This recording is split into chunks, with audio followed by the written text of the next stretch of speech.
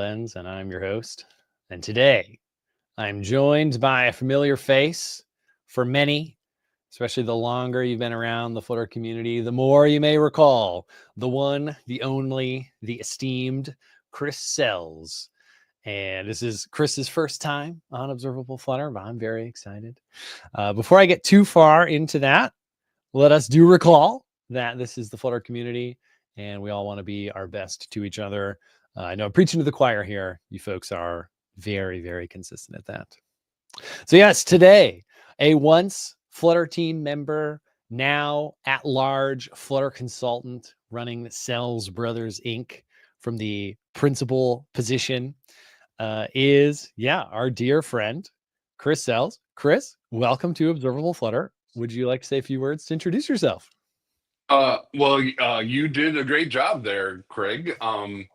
I don't really know what's left to say except, hi, my name is Chris. I enjoy various technologies and long walks on the beach. You know, I have to say, short walks on the beach continually get deprioritized and overlooked. And sometimes you just don't have a whole day to put into a walk. And I don't know. What do you say about that? Hey, I mean, honestly, it's the sound of the ocean that I find soothing, and any amount of time that you can spare in your life, whether it's a long walk or a short walk, it's that's pretty great. I can't really complain. I've never heard anyone say, you know what, walks to the beach, I'm all in, but the length, no, I'm gonna quibble. I'm gonna quibble with the length. That's Right. that's too long. Yeah, well, you could forgive a man for thinking that there was a quibble based on long always being the preferred length. At any rate, in the last 2 weeks, right? This is part 3 of Agentic apps in Flutter. And in the last 2 weeks, Andrew and I were kind of struggling around. We were exploring, and just kind of like two blindfolded people stumbling through a dark room, and didn't get terribly far. So we called in something of an expert. Chris, you've been spending a lot more time researching this stuff, actually experimenting, building both libraries and products for AI things. So can you catch us up a little bit on what you've been up to? And then maybe that can segue us into how to actually fix this app that Andrew and I were feeling to build. Yeah, I gotta say that stumbling around in the dark room, it felt very much like you're sitting in a movie theater and you're watching the horror movie, and the people on screen are like, "Let's split up," and you're like, "No, don't do that!" Right? I found myself, I was watching the recordings, and I found myself wanting to. In fact, I'm pretty sure I did give you color commentary, to your messaging app while I was watching it, right? So you Yep. you Yep. got the brunt of that.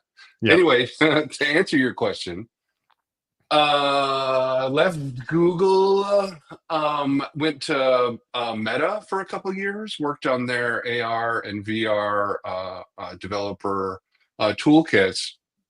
But of course, that was right when AI continued to pick up steam. And when I was at Google, I did AI work. I was on the cloud team before I was on the Flutter team. I did AI work there. And then Chat GPT kind of flipped the table, and generative AI, kind of reared its head into the public spotlight, and everything changed. And even when I was at Meta, I was doing a bunch of projects on my own, experimenting with generative AI and tooling. And then I got a chance to work at SourceGraph on their Cody AI assistant, which is focused on the enterprise, and their enormous, being able to build context from their enormous database of enterprise code that they have in their code search project.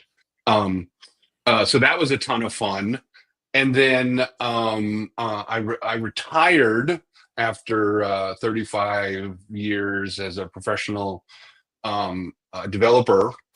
And I say retired in June, in quotes, because I made the mistake of telling Andrew, and he's been pretty much keeping me busy with contract work for the Flutter team, doing a bunch of AI work.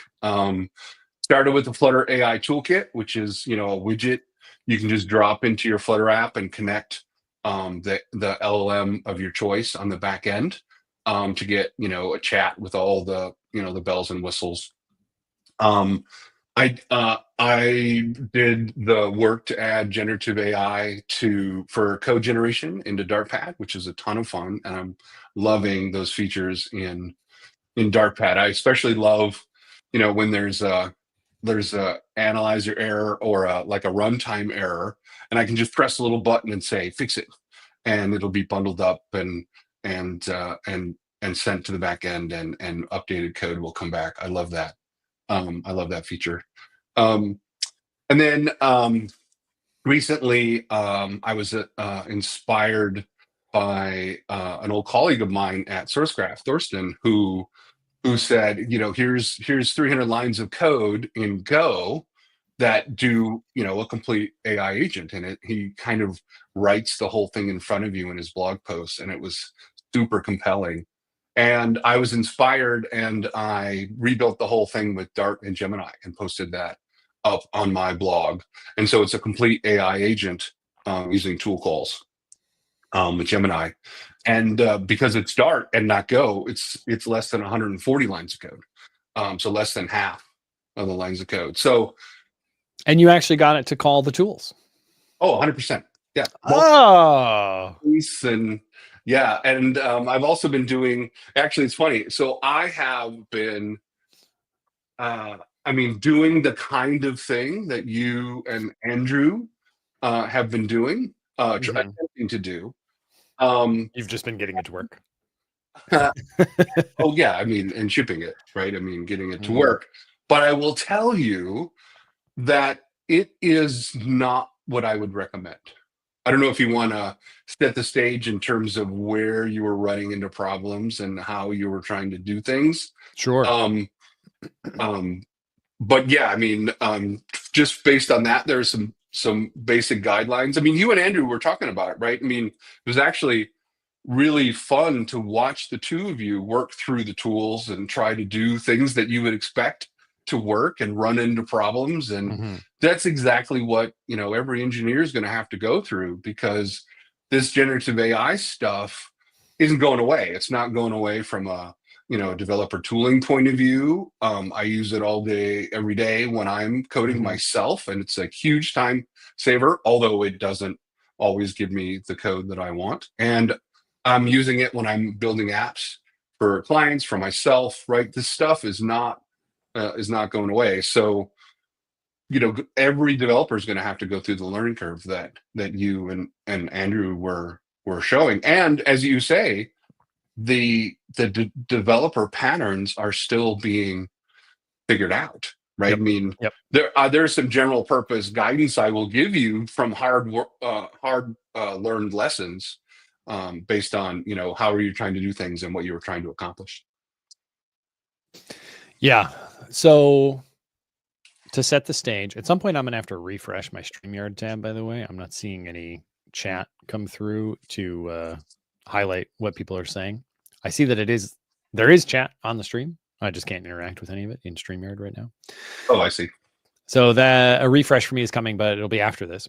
So to set the stage, we're starting from a code lab that Brett on the Flutter developer relations team made to talk to Gemini, describe a color that you want it to, produce. Basically, it picks the hex color. The color already existed before Gemini found it. And then, Gemini's not inventing any colors. I don't know if Pantone might disagree with you there, but whatever. And then the app is agentic because there's a tool call, and that is what tells the rest of the Flutter code that yes, Gemini is finished picking this color. It's not asking any more follow-up questions. And here programmatically are the hex values to display the color. So that was our starting point. And Yep. then we wanted to change that into a news headline reader image generation tool. Mhm. And we had hoped to have, we got multiple tool calls here. If my memory serves, we went up from 1 to 4 different tools. So we were hoping Gemini would ultimately call as it progressed through this series of steps to complete, as opposed to just a one and done. And what we found was the first tool would be called, and the inner kind of state machine, if there even is one, like the inner approximation of a state machine Mhm. within the LLM, was falling apart when it came time to call the second tool. Mhm. And this is an area in particular where you said that you had some thoughts. Yeah. So here's the TLR. Don't do that. Now let me get back up and give you some context here. Um, the thing I'm talking about is really asking the LLM to act as the kind of state management uh, infrastructure for you.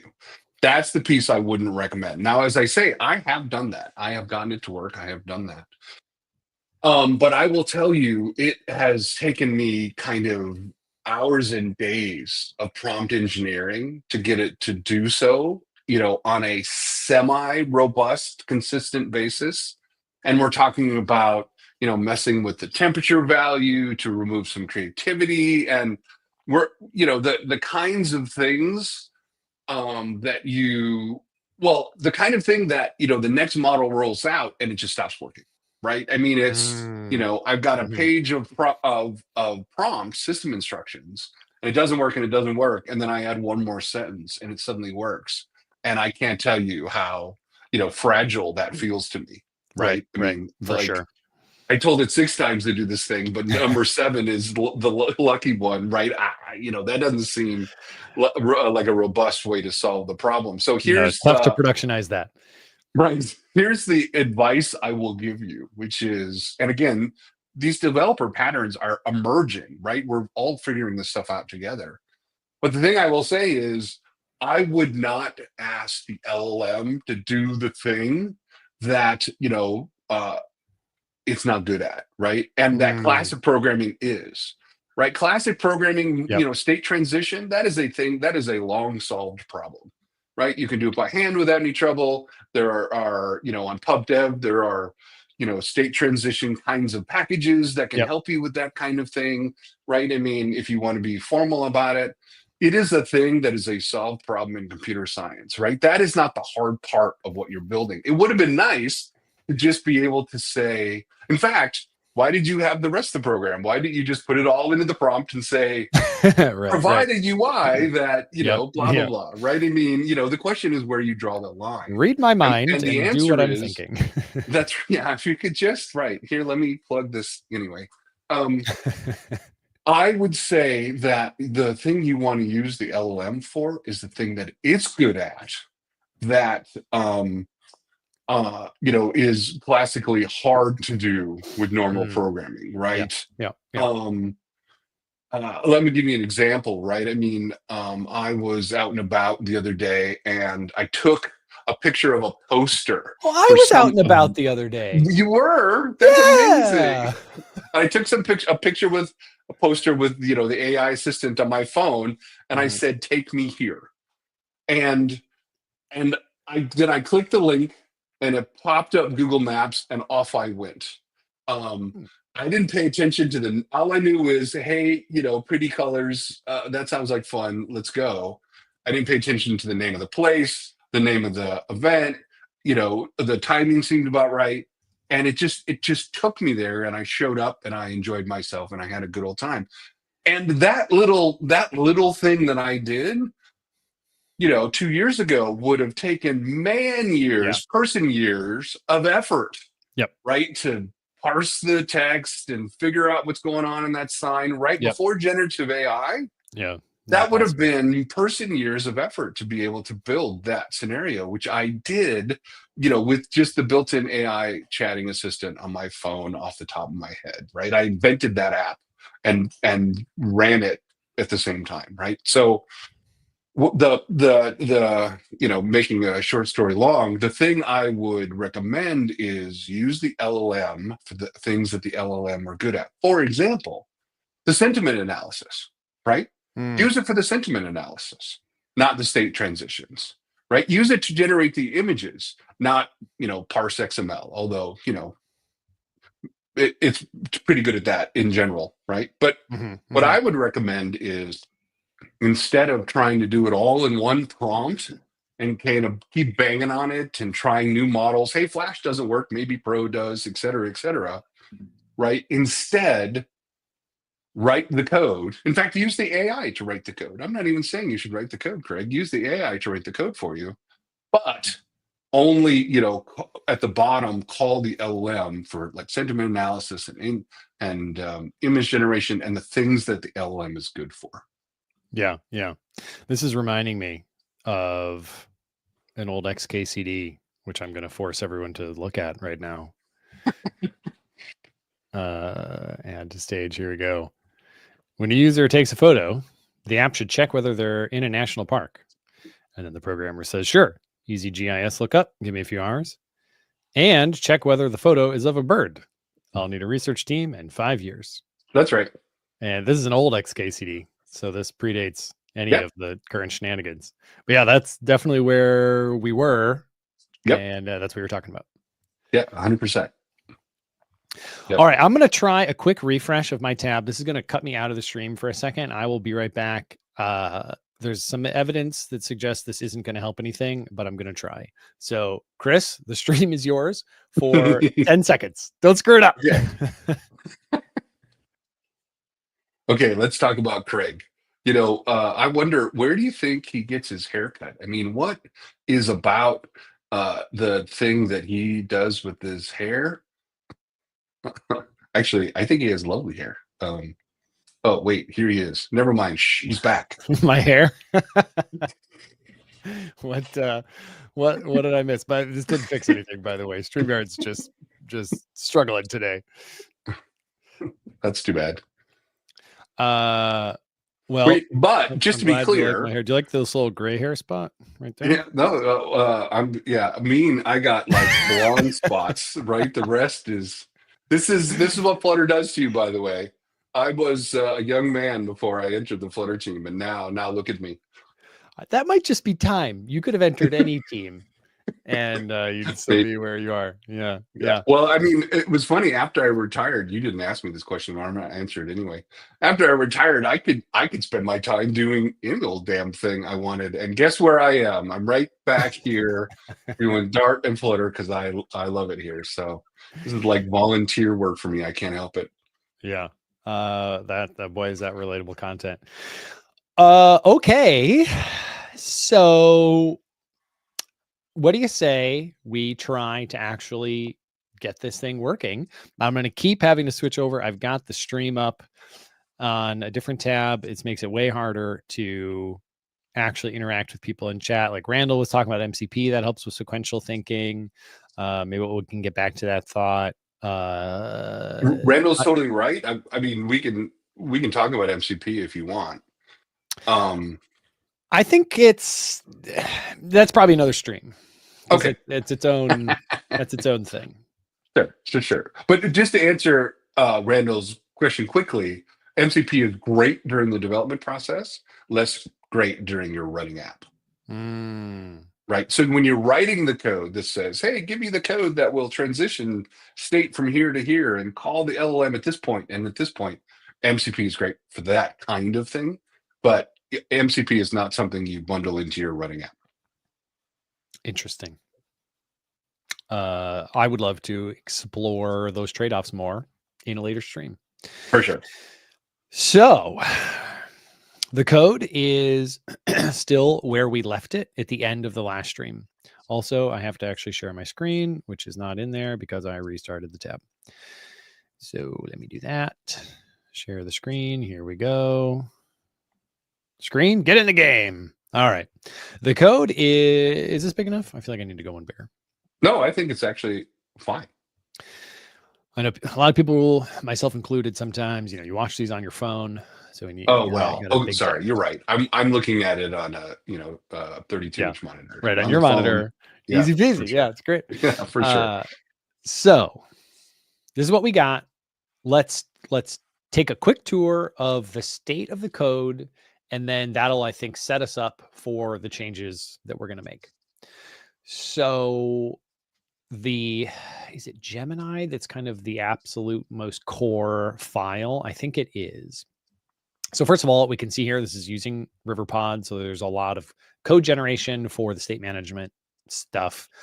But this is I guess it's called, what's the noun in RiverPod? A repository or something, a provider. A provider. It's a provider. That, yeah, definitely not a data repository. So this is a provider for a chat model. And in the original code lab, it's just called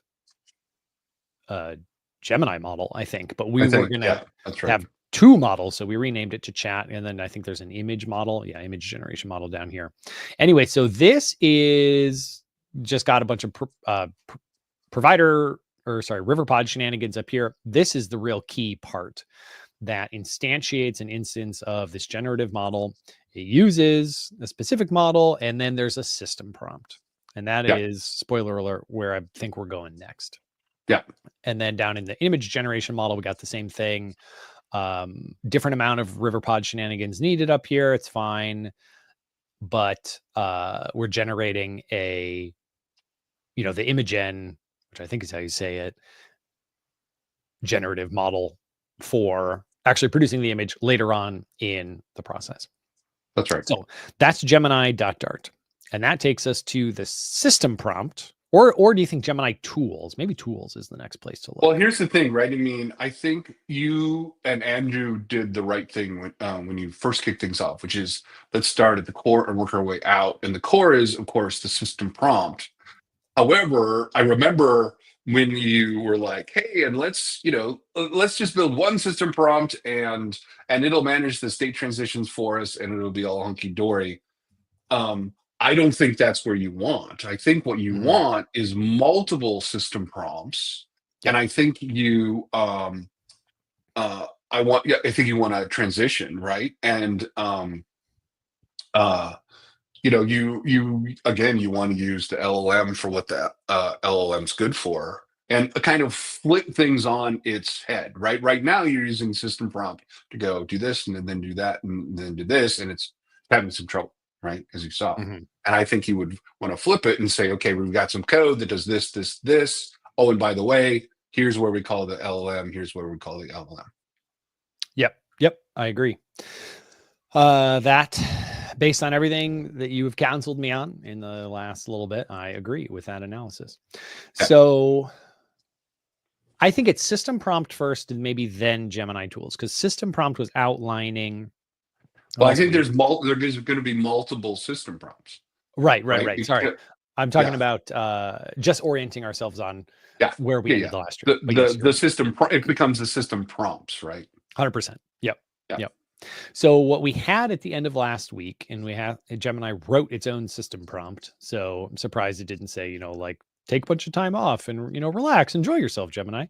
But boy, with that, really, that's probably going to be the indicator of them having woken up. So we outlined these 4 different tools that we knew we wanted it to call. So in this your capabilities section, this is all outlined in the code lab, which is really, really high quality. But we've converted it obviously for our new purposes. 4 different tools. Go. If I may provide a little commentary on starting from the code lab here. I've followed along. I tried to follow along with you and Andrew using the code lab, and it was somewhat confusing to me. So I'll just provide a little bit of guideposts for folks that want to do this. Now, this code lab ends up with some amazing things in it, right? The way the tools themselves are abstracted, and the way all of the user LLM and tool output is kind of dumped in a way that you can easily see what's going on, right? I watched how useful that was for you and Andrew, and of course the way the things are abstracted, and there's a lot of Flutter best practices in this code lab. On the other hand, trying to do what you and Andrew did, right? The code lab has 9 steps in it, and I tracked down the repository, which only goes to step 7, and I couldn't tell, is it the beginning of step 7? Is it the end of step 7? Where do I get the actual final code from the code lab so I could, start with that as a base? That's a problem that I ran into. The other problem is, again, it's fantastic for a code lab, but all the UI is abstracted away into a whole different repository and a whole different package. And, when it comes to actually building on this to build something you care about, you have to bring the UI back or abstract away a different UI or something. I found that to be difficult to deal with. Fantastic from a code lab point of view, but hard to deal with from a, base of code to start with, just for folks watching along at home. Yeah, that's super good commentary and color here. So the short answers to some of these questions is, yeah, you want to use step 7. So this is all in the Flutter Code Labs repo, by the way, on GitHub, Flutter/Code Labs. So I'm in step 7 of the Colorist Code Lab. And that's just what I've loaded up into VS Code here. And then I've edited this in my PubSpec file to pull in the Colorist UI package and have a path dependency on it instead of the typical pub dependency, because exactly as Chris was just outlining, we need to be able to make changes to this UI. So these were some like things that I did off screen before even the very first stream where we didn't change any code at all. So Right. This would be kind of your table stakes to begin following along at home. Yeah, great, cool. All right. So we need a new system prompt and other system prompts. And then this Gemini tools thing, I think we're going to still have Gemini write this file, the new version of it. It did a great job last time. It wrote all of this code basically perfectly, and it defines the different functions it can be called. There's a programmatic declaration of all the parameters that those functions take. Remember, Dart has no runtime introspection, certainly not in Flutter mode. You can use mirrors outside of Flutter, but don't do that. Anyway, so if you want to declare these kind of like meta things, you have to hard code them and have classes up front and whatnot. So there's a declarative description of the parameters that each tool takes, and they're all defined here. And Gemini wrote this code based off of, well, actually, I guess probably based off of just knowing what it was doing. Actually, no, it wrote this code wrong. We had to manually tweak it a bit. It did, time. Yes. It actually just for context, it wrote it in the way of the old generative AI Gemini API, which has recently been deprecated, and that's where it was getting its, because the API is different there, and so that's how it was writing it, and not in the Vertex style, which is slightly different. Oh, that's that. I wasn't aware of that older API design. So that's helpful. A good comment in the chat that I would click and show on the screen if StreamYard wasn't bugging. Madhu Sudhan, which I'm surely making sound not close to your real name, asks, shouldn't the LLM calls happen on the back end? And that's a great question.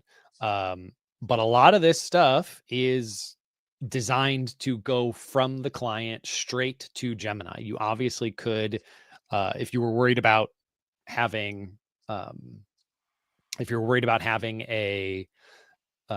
like malicious user that just kind of spammed requests and ran up your bill, then you could still probably like detect that in the client or something, or you could then move all of this onto the back end and guard your API keys. But just like Firebase puts all of the API tokens, and they're not secret and whatnot, directly in the app, and they are technically discoverable by anyone who reverse engineers your binary. That's kind of the same intention for how to use this, but I share your sense that feels a little awkward. Any commentary on that, Chris? Yeah, I mean, there's a couple things to consider there. One is, in the the Vertex AI engine works both on the server and the client, right? So you're free to use either or in either place. But the Firebase model is fundamentally about, hey, I'm building client-side apps. I'm a client-side dev, but I want server-side style functionality, right? Without having to manage a back end. That's what Firebase is for. And so they've enabled it. What I will say is, if you're using it on the front end, is Craig, you're right, all that stuff is baked in, and the way you make it secure is, one, user authentication, right? Nobody can get to your engine until they've authenticated themselves. You know who they are, you know who is potentially spamming your app, and you can kick them if you need to, right? So that's first and foremost. Also, Firebase has a specific feature that the name of it escapes me, that allows you to narrow the number of apps that can call into your project to just what you specify, so that you're not exposing the project and letting anyone write an app against your project, which is also why you want user authentication. And I think that's called app check. There we go, app check. Thank you. Yeah. Now, that said, there's lots of other reasons besides just security to do things on the server side if you're building a full stack app. And you can do all these same techniques on the server. But there's another product from Google that you should check out, which is Genkit, which I know that at the last Cloud Next, the Flutter team showed off some cool Genkit and Flutter integration stuff. And it's really, really great at that server side style, calling into your LLM of choice and doing embeddings and all the kinds of things you want to do. I recommend, if you haven't looked at Genkit. The one downside of Genkit is there are no Dart language bindings as of yet. So you're writing Go code or Node or Python, I believe, are the language bindings they have. But if you want to write Dart, this is the way to do it.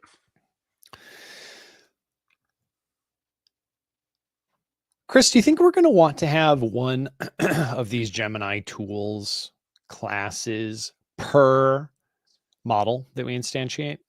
Actually, I hate to disappoint you, Craig, but I don't think we're going to need tools at all. Go on. The reason is because, again, if you turn the state transition management piece over and you do that in Dart code and use the LLM for the things that it's good at, that means that it doesn't have to call you back to call tools, because you're going to hand it data in a way that it's already going to be able to process and then give you the answer. And then you'll do some things with it, maybe pop up a UI for the user to select which headline they like best. So I think this is an interesting point, because what I had imagined as we were talking about this was that the tool call to culminate a given step would be the clearest programmatic symbol that step had been completed, and the cleanest way to extract the answer from the LLM's final response that contains the answer. How, if we don't use a tool call, what methods do you use to figure out, like, are you still asking me questions, or have you given the final answer, and where in this response is the answer?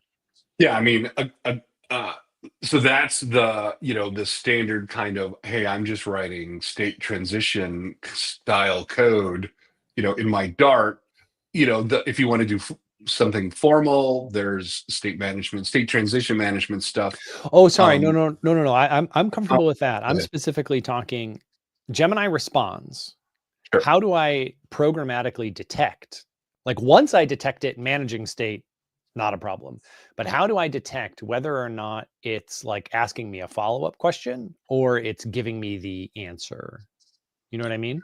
So there's nothing in here that I remember from your workflow where the LLM is asking any follow-up questions, right? Essentially, the way it works is, again, if you flip the state transition over to Dart code, is you're going to go fetch the news, which is some RSS feed, which you've dummied up in your data, and you're going to go through and you're going to hand that XML over to the LLM and ask it to do a thing that it's good at, which is sentiment analysis. Pick the top 3, most positive headlines and hand them back to me. Great. Then you can take those headlines that it hands back to you, and you're going to put up some UI, some Flutter UI that says, which one of these do you like? Yeah. Right. Then Yep. you're going to take whatever the user gives you the answer, and you're going to take that and go, great, now give me an image for that. Right. So you're going to, there's no chance for the LLM in this particular workflow for it to ask follow-up questions. Right. You're going to hand it this, say, give me the 3 most positive. You're going to provide a user interface, which the LLM will not have any part of. So what if I did want to have, because the code lab has follow-up questions. What if I did want to have each step be a back and forth, natural conversation with the LLM until a conclusion is reached, and I don't want to force it to happen in one go? Then would you say, okay, a tool call is the clearest? Yes. Okay. Yes, the tools, that's where the tool calls are for, right? Which tool calls are for fundamentally, I can do something better than you can do, Mr. LLM, right? Which is, I can look up the real weather as opposed to you making it up off the top of your head, right? I can see really where the GPS location is. I can poke my head out the window. That's right. Exactly. Right. Yeah. So it's for fundamentally, here's something I can do that you can't do. Right. And when you attempt to do this, just call this tool, I'll hand it for you and I'll give you the answer. Right. That's what it's for. Now, that is orthogonal to the thing you're talking about, which is having a conversation. Yeah. Right. So the having a conversation part is, it's going to go on for a while, and then it will. And again, I've done this too, which is you can have it go on for as long as you want it to, based on the system prompt, and then it can just let you know, oh, here, based on our conversation, here's what I think, and then you can just have it give you, a response that says, here's the result, here's how I think about it, as opposed to tool calls to talk to the user. Is great when you want to provide some other UI. And so I think that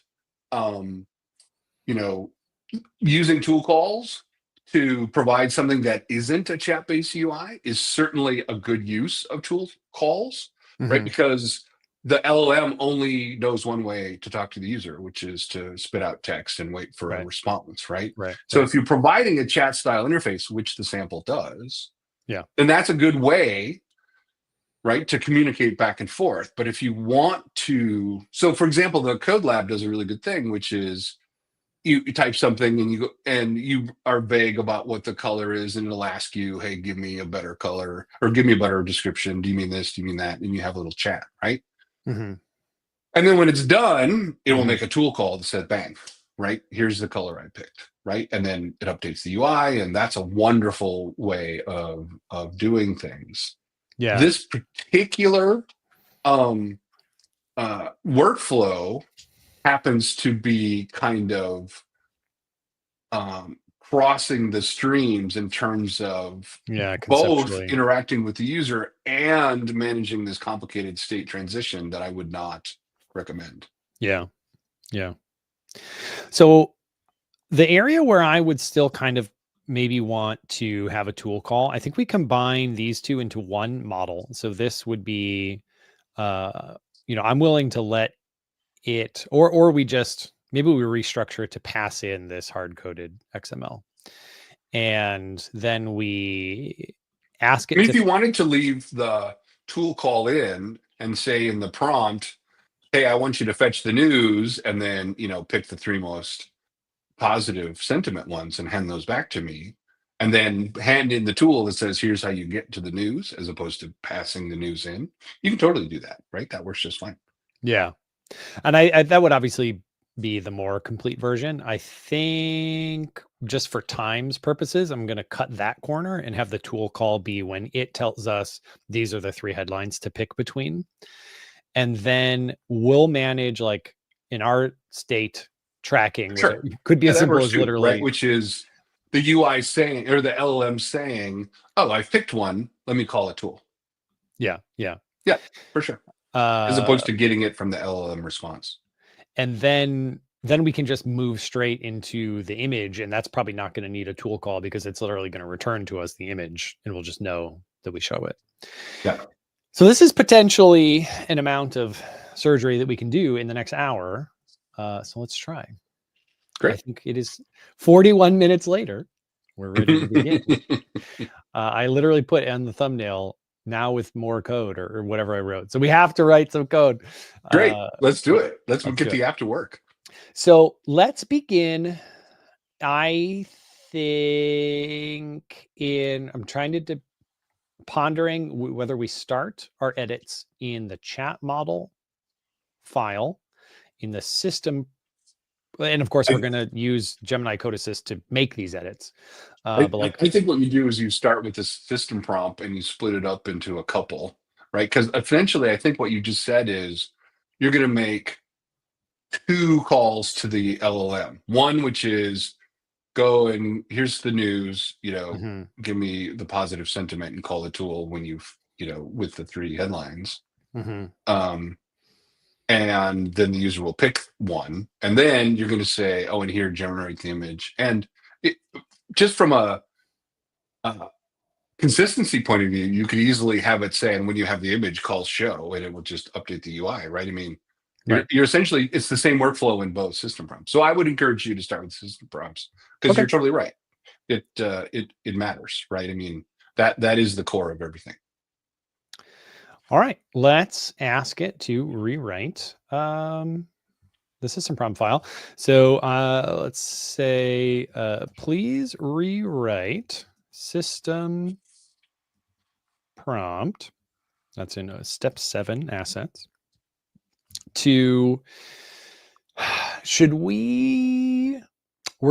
talked about cheating on the RSS. Also, because just on this stream, we don't want to have we don't want to have real news titles. That's another reason to cut this corner.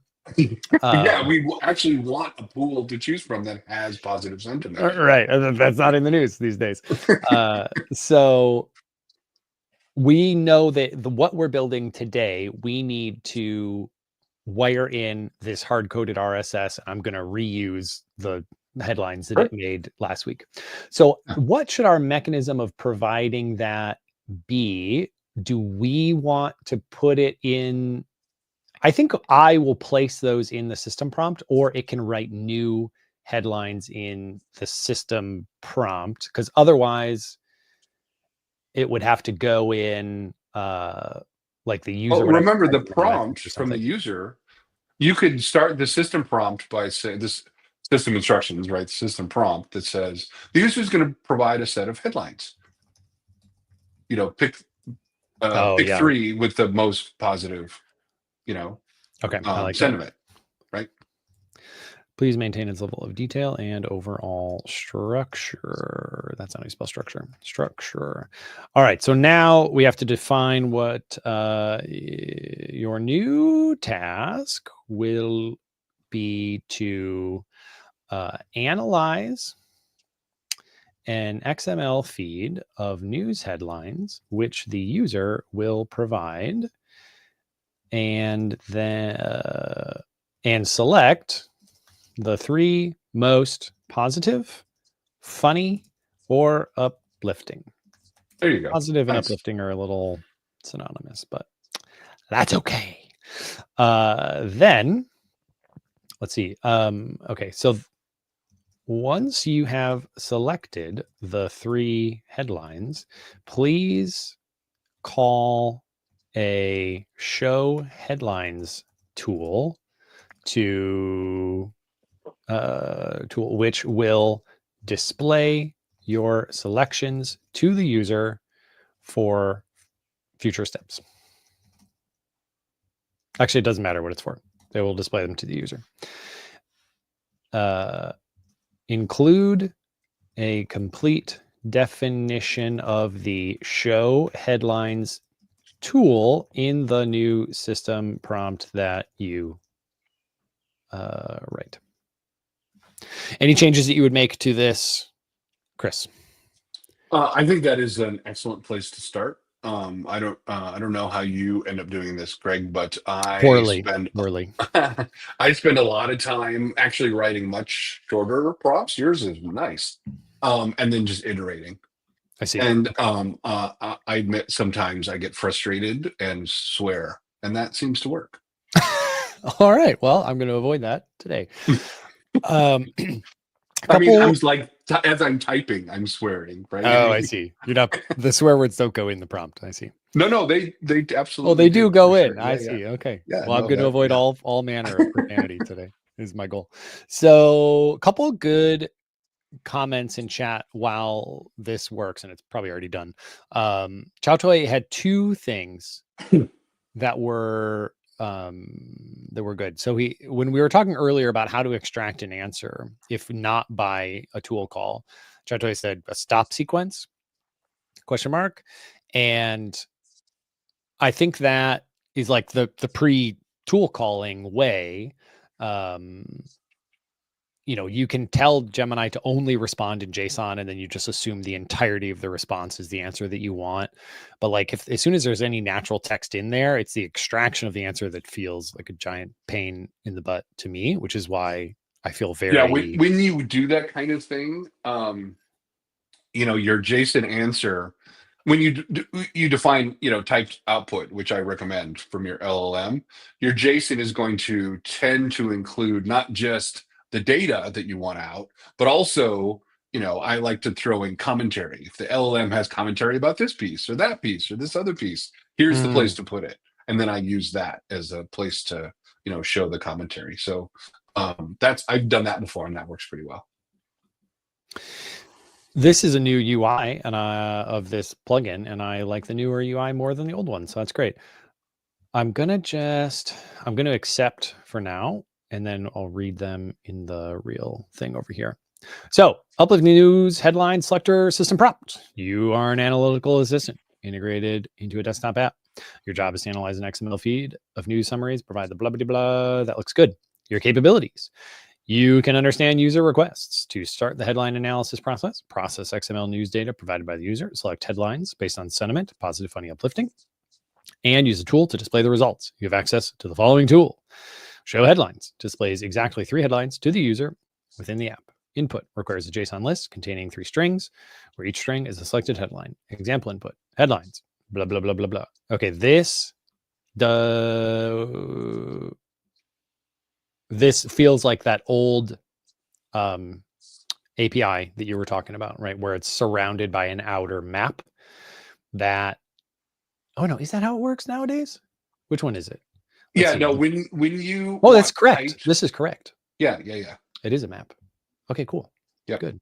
Now it's not using the schema thing, but maybe I think No, that's totally fine. This is the format, and yeah, then it's going to be handed to the tool, which right. will then Use the essentially you'll schema write the stuff. Yeah. code. And you did this last time, right? Yep. Which takes the map, turns it into typed arguments to actually call your functions, right? Yep. Yeah. So output confirms the headlines were sent, blah, blah, blah. How to respond. You need to manage multi-step. It's not really multi-step anymore. Actually, I think all of the rest of it you can get rid of. I don't think you need any of this. I think you're done. Yeah. I certainly think that this section is not needed.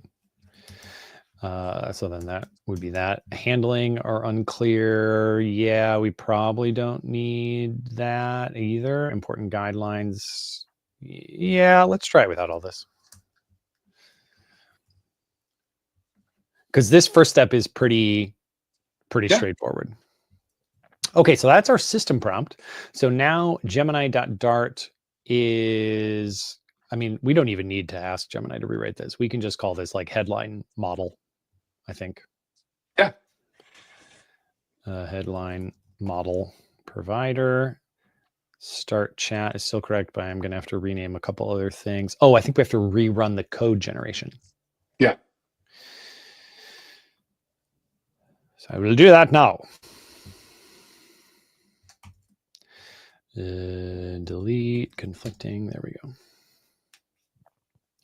I couldn't do anything without Control R. I don't know how you. I like too how you not only did you do Control R, which I'm a huge fan of, but you also typed the most unique part of the string, which is the Right. delete conflicting, as opposed to Flutter blah blah blah blah blah, because you'd Right. have to type in a bunch before you got to that's well done. Chato has also asked multiple times, and I keep meaning to answer it and then keep getting distracted. The nature of the system instruction this time said, so the system instruction is too long here. Does this consume a token at every chat message? And then earlier, the Chato had questions about, like, is that the same as the system instruction? I think yes would be the answer to that. Yeah, I mean, a system instruction is just. I was reading through the kind of the transcript as well, and Randall had it right on, which is the system instruction is just syntactic sugar around a specific type of message that is sent first, and that all of the messages, the little growing set of messages, are sent every single time. And by the way, if you're trying to minimize, right, if having a lot of messages and minimize the number of tokens you're sending every time is a problem, there are all kinds of techniques. Various APIs have various different ways of doing it. Then there's research topics about conversation compression, which is fundamentally about taking, I don't know, the first 100 messages and asking the LLM, could you summarize this for me into a single message that then I'll just Right. send that from now on. And Yep. there's all kinds. This is all research techniques, but absolutely, token optimization is a thing that people have to worry about as we minimize the amount of money we spend on these services. Yeah. And Chacha also asked, isn't this expensive? I mean, it certainly could be, but, like, the token limits are up to into the millions of tokens. So Not only are the token limits up, but the costs are down. right. All of these models are being commoditized, and they're all forcing each other prices down over time. It's amazing. Yeah. Yeah. It's like multiple orders of magnitude cost reduction in the last year. Yeah, it's nuts. And it's happening fast. So now the tools, this is, so I'll maybe rename it at the end. Yeah, no, I think we're still going to only need one tools class, and there's only one function. So I'm going to ask it to rewrite this as well. Let's say, please rewrite Gemini tools. That's this file. In to match the structure found in system prompt. Specifically, notice the tools defined in. Actually, let's just see if it can do it. Please do my homework for me. That's right. It's like putting at the end of it. Also, be smart and don't do it wrong. That's right. All right, closing some of these other files. System. So it's funny when you were like using Control R to get into your command history. I have been using agent-based tools that know how to actually run command line apps. So I'll just go right. Yeah. to. So I've been spending a bunch of time in Cursor recently, and for example, right when inevitably, the Android Gradle version changes, or the SDK version changes, or the version of Android Studio changes that updates all of those things for me, and my Flutter apps stop building on Android, I'll just get this stream of nonsensical error messages, right? And that would start hours of digging through Stack Overflow and bug reports and finding workarounds. Now I just go to the agent and say, build the debug version of the APK, and then it will go, oh, looks like the Gradle version's wrong. Let me go update that for you. And it just fixes things, and it's fantastic. Yeah, that what a dream. Anything that handles Gradle for us. Yeah, 100%. So this code seems to be quite good. It just randomly marked one of the functions async that it didn't need to be. So I was scratching my head proverbially at this, but because this there's no answer coming back from this. This function isn't waiting on the response from the user. So I don't. Yeah. You're just essentially you're taking the data, throwing it into some data somewhere, and just some state, and then you're going to notice when that state is changed, show a UI and let the user pick. So Yep. then you take that data and then go to the next thing, which is generate the image, right? Yep.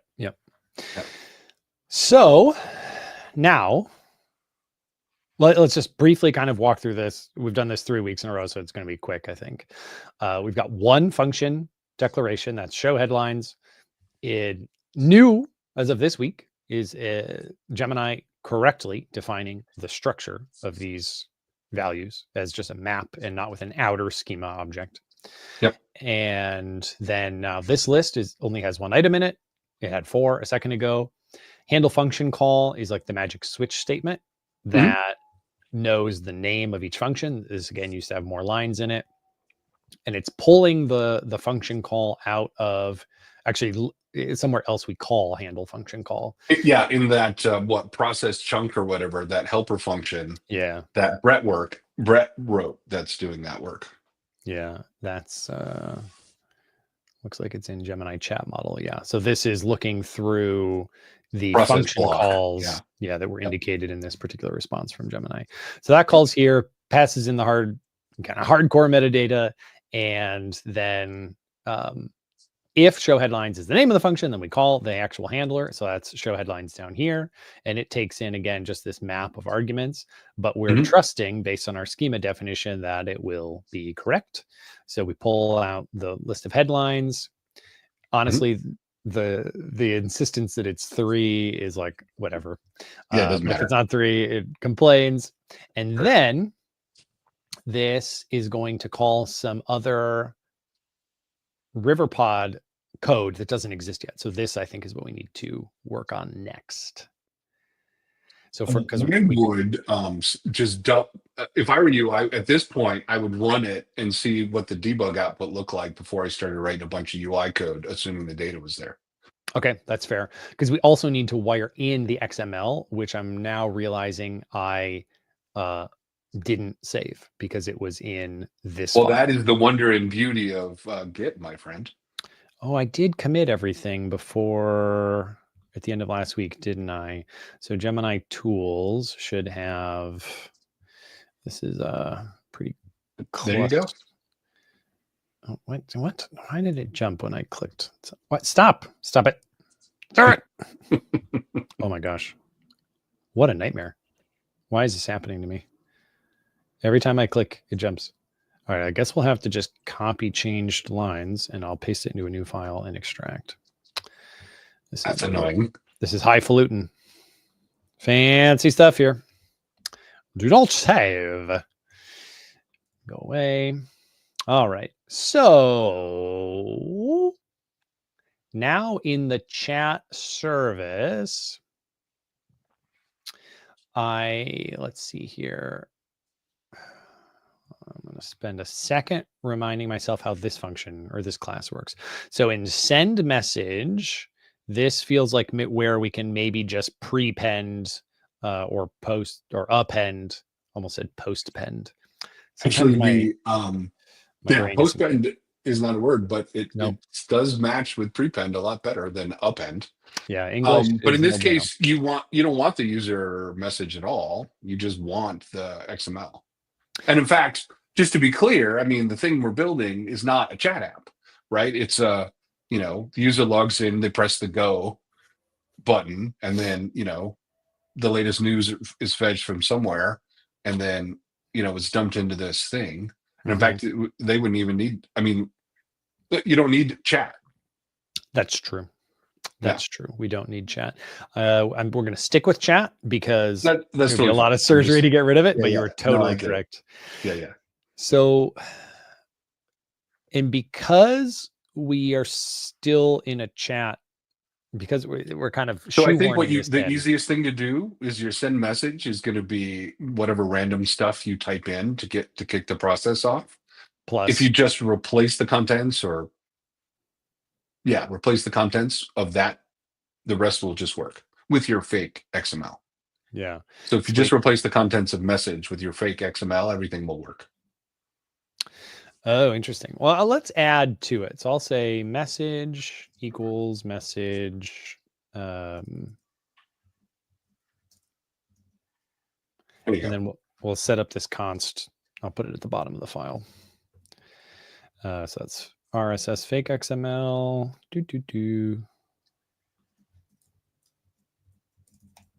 All right. So it's just going at the end. Sure. Really, really fancy. All right. Yeah. Now I think we are ready to see whether or not it calls the thing. That's our expectation, right? Yeah. Terminal. macOS. All right. I'm going to read a little chat.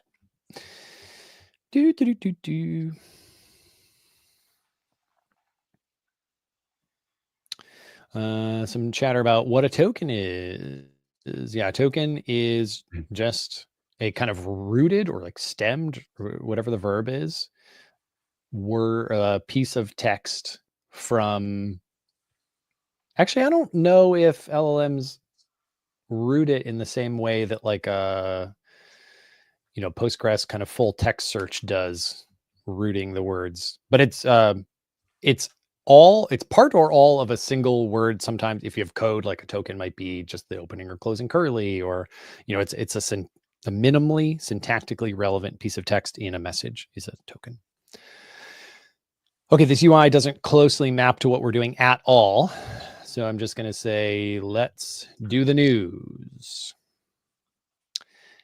And I'm not seeing I'm still seeing your code window. I'm not seeing I'm so smart. I'm literally doing this on the wrong thing. I'm so smart. Okay, so I'm just here as a watcher representative, right? Yeah. Trying to keep you honest. Incredibly valuable. So let's see here. Okay, I will analyze. I have analyzed the headlines and selected the 3 most positive. It says it's displayed them for us, which it would if it called the method, and if it did call show headlines. That's right. There it is. Yep, and this did the right thing. We've got 3 in there. Okay, cool. So it's now time to do that the missing RiverPod class that is indicated. This I think is just so neat. Like, this is the kind of thing that makes me, a once pretty darn big skeptic of all of this, quite a believer. Is it knows what's going to need to exist, knows that it doesn't yet exist, and comments out the code that will have to exist. So now it's time to make the headline display provider, and that's in the UI. So I'm going to switch over to Colorist UI, and let's look at this a little bit. All right, so where do these providers go? I guess it goes in the providers folder. So let's read a different one, like color state notifier. We can probably just, I'll say, oh boy, a lot of chat appending to messages. I guess let's stick with just mirror it. See where that gets us. And then we'll read the code and understand how it works when we're done. Okay. So please write a new RiverPod provider modeled after the chat state notifier class in chat state notifier. So this is source providers. Oh, it's like, I don't know which of these. One of these is the generated one. Okay, I didn't get the right one. So in chat state notifier. So I'll try the second one this time. There we go. The new class should be called headline state notifier. And I also need to tell it we want a new file. We'll do that later. And should implement a function named, what is the key function in add user message, add LLM message. Wait a minute. I'm going to go back and look at what it, oh, it just has a show. Okay. Is what it's thinking here. So which method is it? Add LLM message, I'm guessing, but this is the tool call. I don't see the existence of the old tool call. Oh, because I'm looking at chat state. This isn't correct. I need to be looking at color state because that's the one that has tool calling. So we're gonna have to update the prompt that I'm writing here for. So select a color from history. That's not relevant for us. Update color. Update color was probably the old tool call. Yeah. There it is. All right. Back to the prompt. So color state notifier is now what we are talking about in color state notifier. Well, the UI here is super good. The new class should be called headline state notifier, and it should implement a function named show, which accepts 3 strings. No, that's crazy. Accepts a list of strings in place instead of the existing update color method. How does that sound? I'm not quite sure. If you look at the output from the running app, it's what does it give you? So you could just give it that. You could just say that takes JSON in the following form, or it takes a map. Oh, yeah, it does. It takes a map. I guess it. Oh, you're right. It is a list of strings. If you pull the list of strings out of that map, that is the right thing. Yeah, I'm looking at. Oh, right. So here, headlines. Yeah. Yep. No, but I was. Yeah, that's right. The list of strings. Yep. All right, let's run it. Reading chat again while it cooks. Dwee says, I'm new here. What's the difference between G.Dart and .Dart? That is an awesome question. Welcome. So glad you're here. G.Dart is a custom in Dart for generated files. So there's a code generation step in a lot of Dart apps because Dart doesn't have a runtime introspection. So if you want to have like a little definition of some functionality that actually implies this bigger implementation in a language like Python or Ruby or JavaScript that has more runtime noodling with stuff, you can read the attributes of something and like staple on new dynamically generated functions at runtime. Can't do any of that in Dart. So just at build time, you have to interrogate your stuff and then spit out some like existing hardcore or like hard-coded code. And that code goes into a G.Dart file. All right, let's see what we got here. Where is there we go. Oh, right. Insert in current file. No, I don't want. Okay, it doesn't seem to know how to make a new file. So we will copy all of the stuff to the clipboard. This is fine. I think I maybe forgot to tell it to make a new file. Paste, save. And this will go into headline state notifier.dart. Okay. Headline state.freeze.dart. Close, but not correct. This is going to be .g. Oh, wait, it is using some freeze here. Is that what I want? What's in color state notifier? Yeah, this isn't using freeze. All right, it got itself a pinch confused. I'm not wed to vibe coding. I am willing to just edit this myself. So this is going to be Riverpod. And let's see, color state notifier. Okay, that seems correct. And then this, yeah, it's got a totally freezed style headline here. Is there any constructor that we actually have? Looks like no. So I'm going to just get rid of this constructor. And we don't need this private constructor. That's freezed stuff. We don't need initial. Boy, was it. It did write some pretty good freezed code if we were using that as our. Oh, because it's making headline state. It's not making headline state notifier. That's the problem. Did it make 2 files and I only copied one of them? and I copied the wrong one. That is what happened.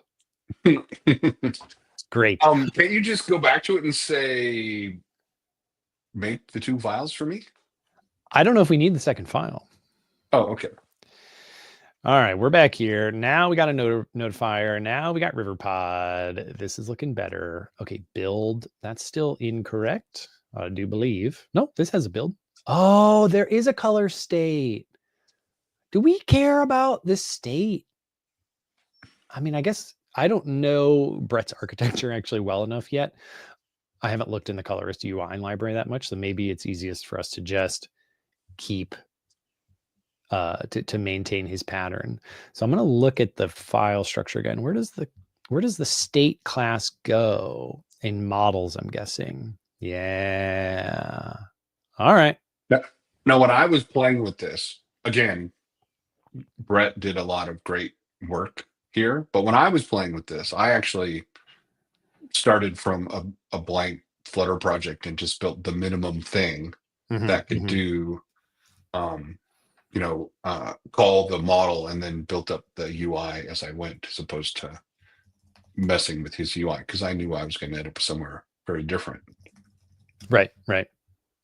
Yeah, this is I actually have a lot of thoughts on this. Like, I wasn't even aware of the existence of the state classes that matched each thing. I kind of just thought we were using like primitive fields as state.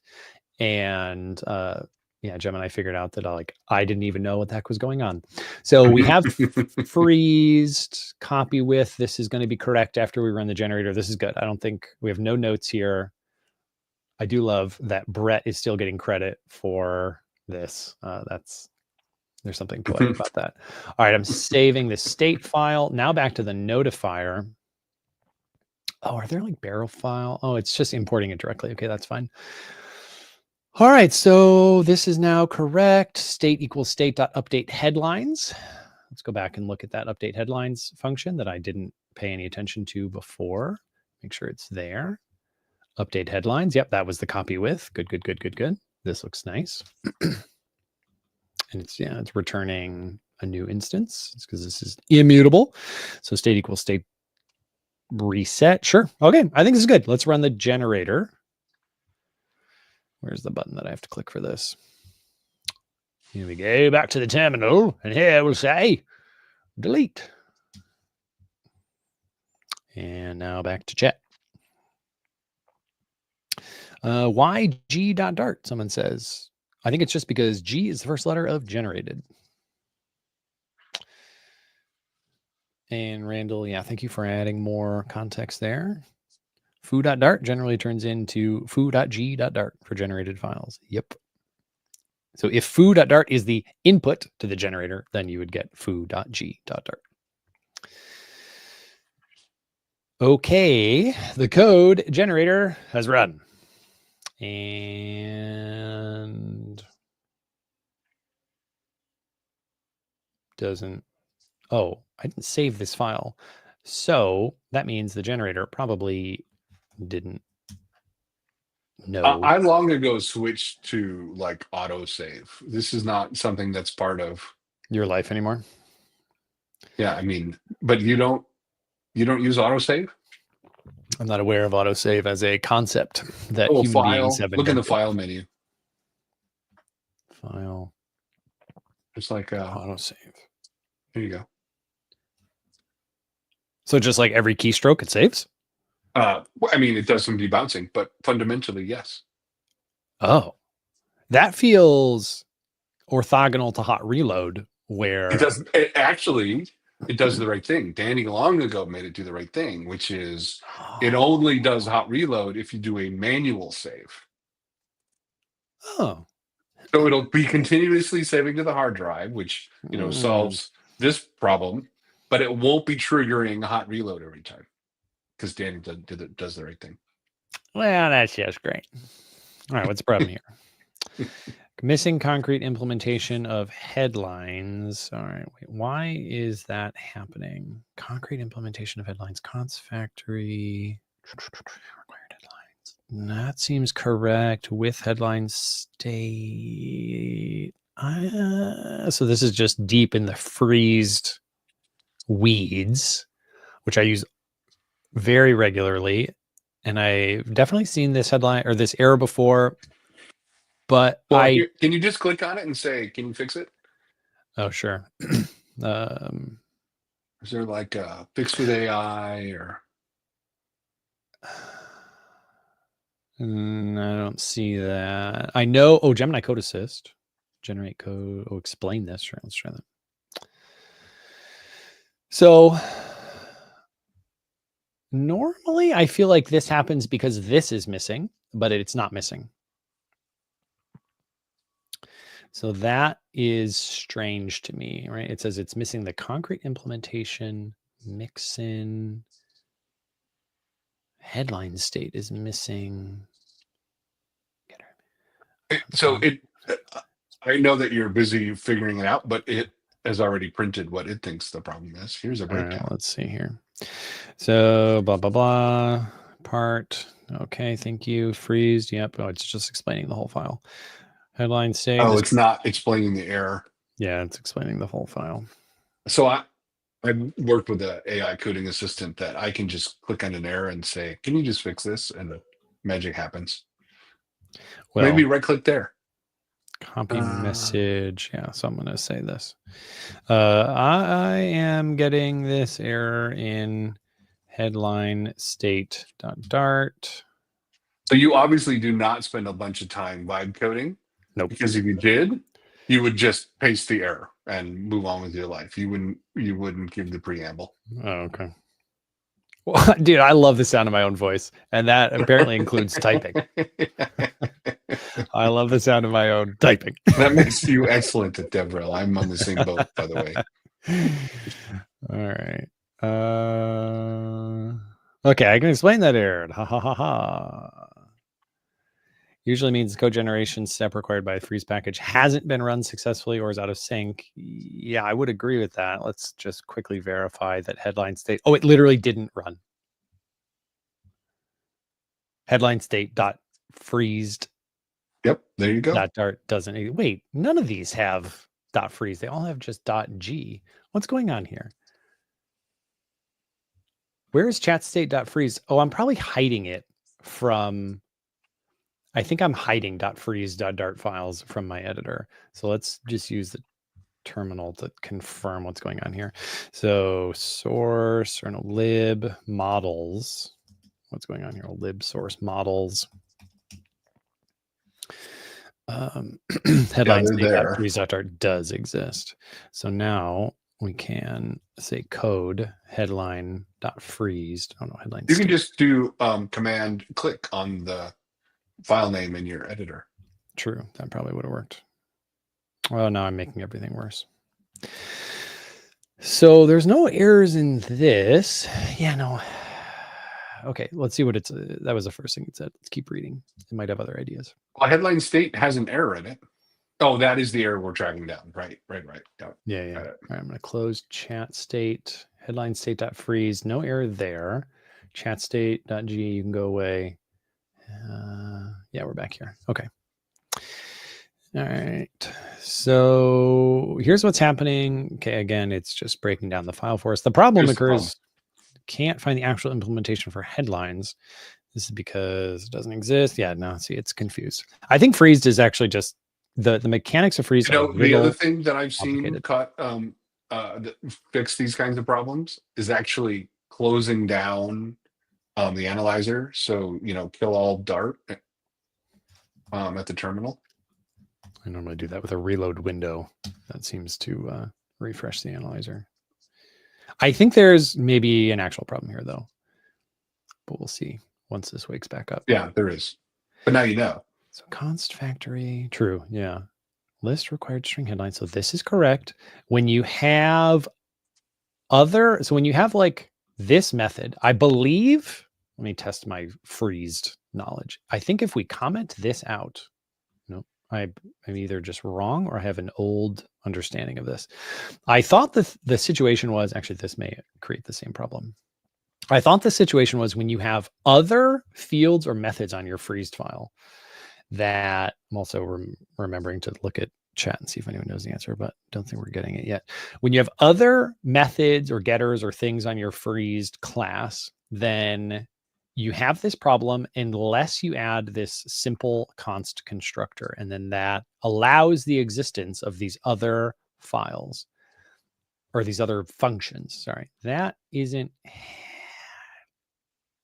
coming true right now. I think I'm going to also just look at, oh, wait. We can surely learn the answer by looking at like color state. Where's color state? Here we go. Yeah, there you go. Oh, I don't want this to be abstract. That was one of the things it said, make it abstract. I guess it's going to use the internal implementation from the constructor. Okay, fine. So we actually have to make this abstract. It's I assume it's the freezed class, the generated code that provides the concrete implementation. Yeah.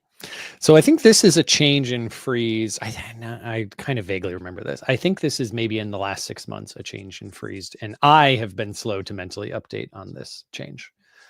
I think that's what's happening. So now, why does this say unsaved? Oh, no, it's untracked. I'm so smart. All right, we don't have any errors anymore. So now we just need the UI to actually listen to the headline state and do something with it.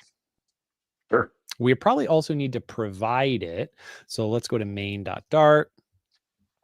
And I'm looking for like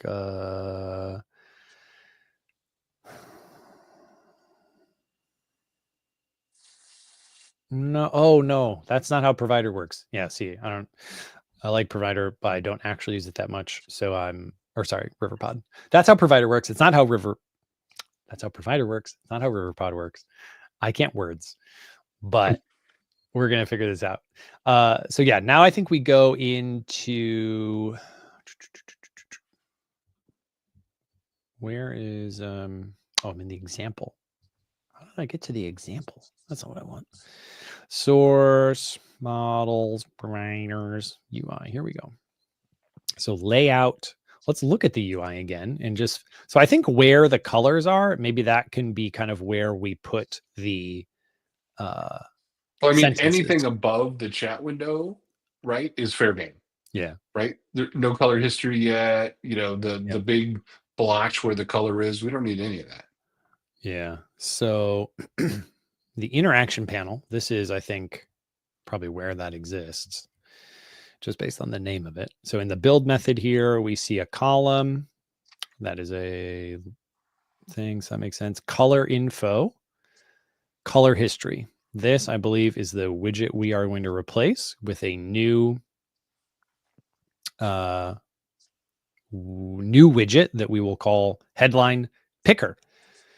And I'm just going to see if Gemini can do it. So please write a new widget called headline picker, which listens to subscribes to the headline state notifier and shows three and then shows all of the headlines that all the headlines from the headline state class. And then we can say this widget should allow the user to tap on any given headline and should accept a callback that is invoked when this is a really terrible sentence. This widget should accept a callback to invoke when the user taps on any of the displayed headlines. The headline that the user tapped on will be passed into this callback. I think that is going to set us up to connect to the rest of this system. How is this landing for you, Chris? That is, again, a fine initial pass. I I tend to, when I do this style of coding, do things more iteratively as opposed to one and done kinds of longer prompts. All right, we don't need this headline class. We don't need this headline state class. I don't think that's a problem for us. It's defining a new headline state notifier. That's fine. Let's grab all of this code. Yeah, the headline picker. And put it in a new file in widgets, I presume. Where is color history? Yep, right there. So in widgets, we're going to go new file. What did we call this? Headline picker? Headline picker. Headline picker.dart. And in you go. All right. Let's see what we got. So we don't want any of these. And we don't need a headline. So this is just going to be a string. Nice that it's given us a little simple type def there. That's good for readability, blah, blah, blah, widget that does stuff. All it does is accept the callback. That's super good. Okay, here's the headline state notifier provider that we need to import. I actually don't know if I have set this up yet to even be imported. I think I have a little more RiverPod shenanigans to take care of. So I'm going to look at color display and see where does it get its provider? So right here. So where is this defined? What is this? Oh, state notifier.g. Oh, it probably is defined in the generated file. So I think we just have to import the headline state notifier.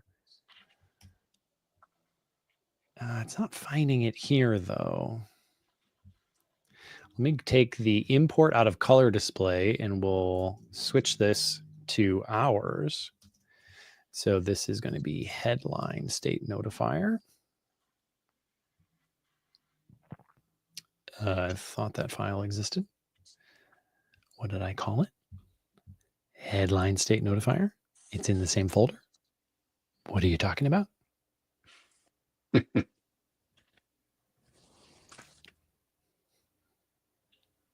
It's literally right there. Headline state notifier. It should be the same path. Did I add this file to the correct? No, I didn't. That was in a color folder, which I didn't notice, which means we need to get rid of one of these folders that we move up. Now it finds it. I did not realize that color folder was tipped down. All right, that's looking good. Headline state provider is, what's the problem? Headline state provider. So it's not in, what do we call it? Headline state notifier provider. What did the color call it? Color state notifier provider. All right. So this is in fact consistent. So this is the widget file. So we just need to add the word notifier. Ho, ho, ho. Now we get the headlines and we check if it's empty. That's super good. And we use a list view and there's a list tile and the headline isn't, this isn't a class anymore. A headline is just a string. There we go. Title. Well, a lot of green here. What's happening? Use with caution. Yeah, that's good. Okay. There is no title versus subtitle thing. So I'm just going to get rid of subtitle on tap. This is correct. This looks good. I like it. How do I get rid of this green squiggly? Is there a what does it say? Please use with caution. So I need I used with caution button. Wait. hang on. So there should be a button that says, let me see. Oh, wait, is it a lint? What happens? It just seems to know that the code that I'm looking at is from Gemini Code Assist. Oh, I see. And that's cool, but I'm sure there's a setting somewhere. Yeah, I don't know how to. Anyway, whatever. This isn't a problem for now. All right, so this function, we have to use this widget. That's the next thing that has to happen. One of my favorite moments in Flutter development for myself is when I write a new widget and then I launch my app and nothing works because I'm not using the widget. I get really confused. Oh, why didn't it work? It's real broken. And I'm so smart. Well, yeah, I mean, it must be hot reload. It can't be me. Can't be you. That's right. I mean, come on. All right. So just to make, so this should make static analysis happy. Oh yeah, the commas thing. We'll not worry about that now. So headline picker, we'll have to import you. Now we need to actually do something with this, which is going to probably be another function that is accepted into this method. Actually, we'll just print for now. Actually, I'm just going to pass in print. Oh, no, I can't do that. I don't think. Different function signatures. That's string. You can just pass in print. Oh, I can? Yeah. I can this is a string. Oh, all right. Lovely. So let's see if it works. Output. Can you get out of here? Terminal. Mac OS. Oh, one is still running. Well, let's get rid of you. I don't know. All right. All right. I have to run it from the other folder. That we will. Now back to chat. You know, many modern IDEs have this feature where you can actually run the app with the click of a play button inside the IDE. Pretty cool. That sounds like black magic. And like you are a liar. And I won't. It's funny stand that for you it. don't like black magic, but you're using a river pod and freezed, and you just spent the last 20 minutes debugging the black magic. Yeah. Also, I was definitely expecting. Oh no, this is colors history. I don't know. Let's see. Oh no, headlines available. This is correct. Yeah, it's in everything. Yeah. So, but I am gonna just quickly say color info. Where's color? I thought color history was gonna go away. Let's see here. So back here. Refresh. There we go. There we go. Let's do the news. Oh.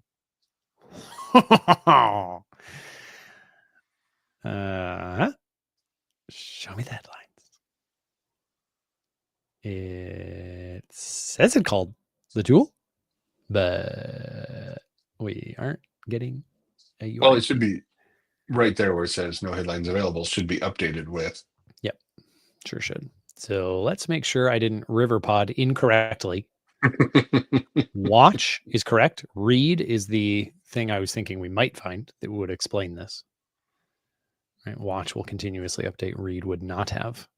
So now I'm going to just put some print statements in the Gemini tool call. So this is not server-side programming, Craig. You can set a breakpoint. That's crazy talk. Oh, wait. I see the problem. You didn't uncomment the lines of code that actually do the thing. This is the most Craig moment that has ever happened. All right, the headline display provider, that is just probably not being added to like a barrel file, maybe. So I'm back in the UI and into, here we go, providers. Yeah, providers. Headline state notifier. I will add you now. Okay. And you are not alphabetical. Okay. And now you don't know. Yeah. We may actually, because this is a dependency and we changed its exports. No way. Okay. This should work. I think what I have to do is click through to that file. So now it'll see whatchamacallit. And now it might find it. Nope. Still no. Does it have to? Oh, you have to do a Flutter pub get to pull in the. I think it's the wrong updated name. Project. I think it's the wrong name. Maybe. Let's see here. Yeah. Yep. There it is. Cool. Now we run.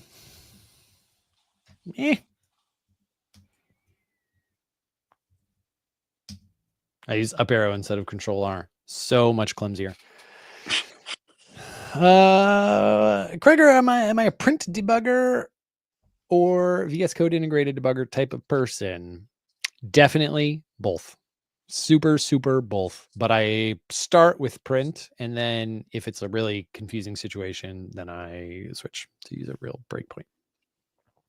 Hello, friend. Let's do the news.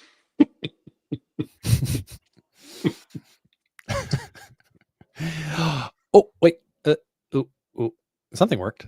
We have an actual Flutter error. Probably because we have a list view in a column.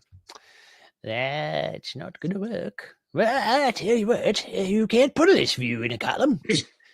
If you do, then you get all kinds of problems. See? Yeah, that's not going to work. So Now, I have to say, your impression of old Cartman is pretty spot on. Ma'am, Yes. Car, why are you back? All right, I'm going to cheat. This isn't really cheating. I have a whole video on how you shouldn't use shrink wrap, but I'm going to use shrink wrap because we know this is limited to 3 elements, so I don't care. Shrink wrap, true, and I believe this will solve the problem. This is like that time as a kid when you see your parents not follow their own rules and they say, do as I say, not as I do. Well, luckily, nobody will ever know you did that, right? So it's not like we're live. It's just you and me here, baby. That's right. Yeah, it does not matter. Yeah, no one will ever know. Let's go, baby. All right. Woohoo! New Flutter features is obviously the coolest one. So I will click this. Good bit. Off to image generation. Let's go. Oh man, we're really running low on time. What's next? 22 minutes to generate an image. Yeah, that's about it. So now in the UI, let's see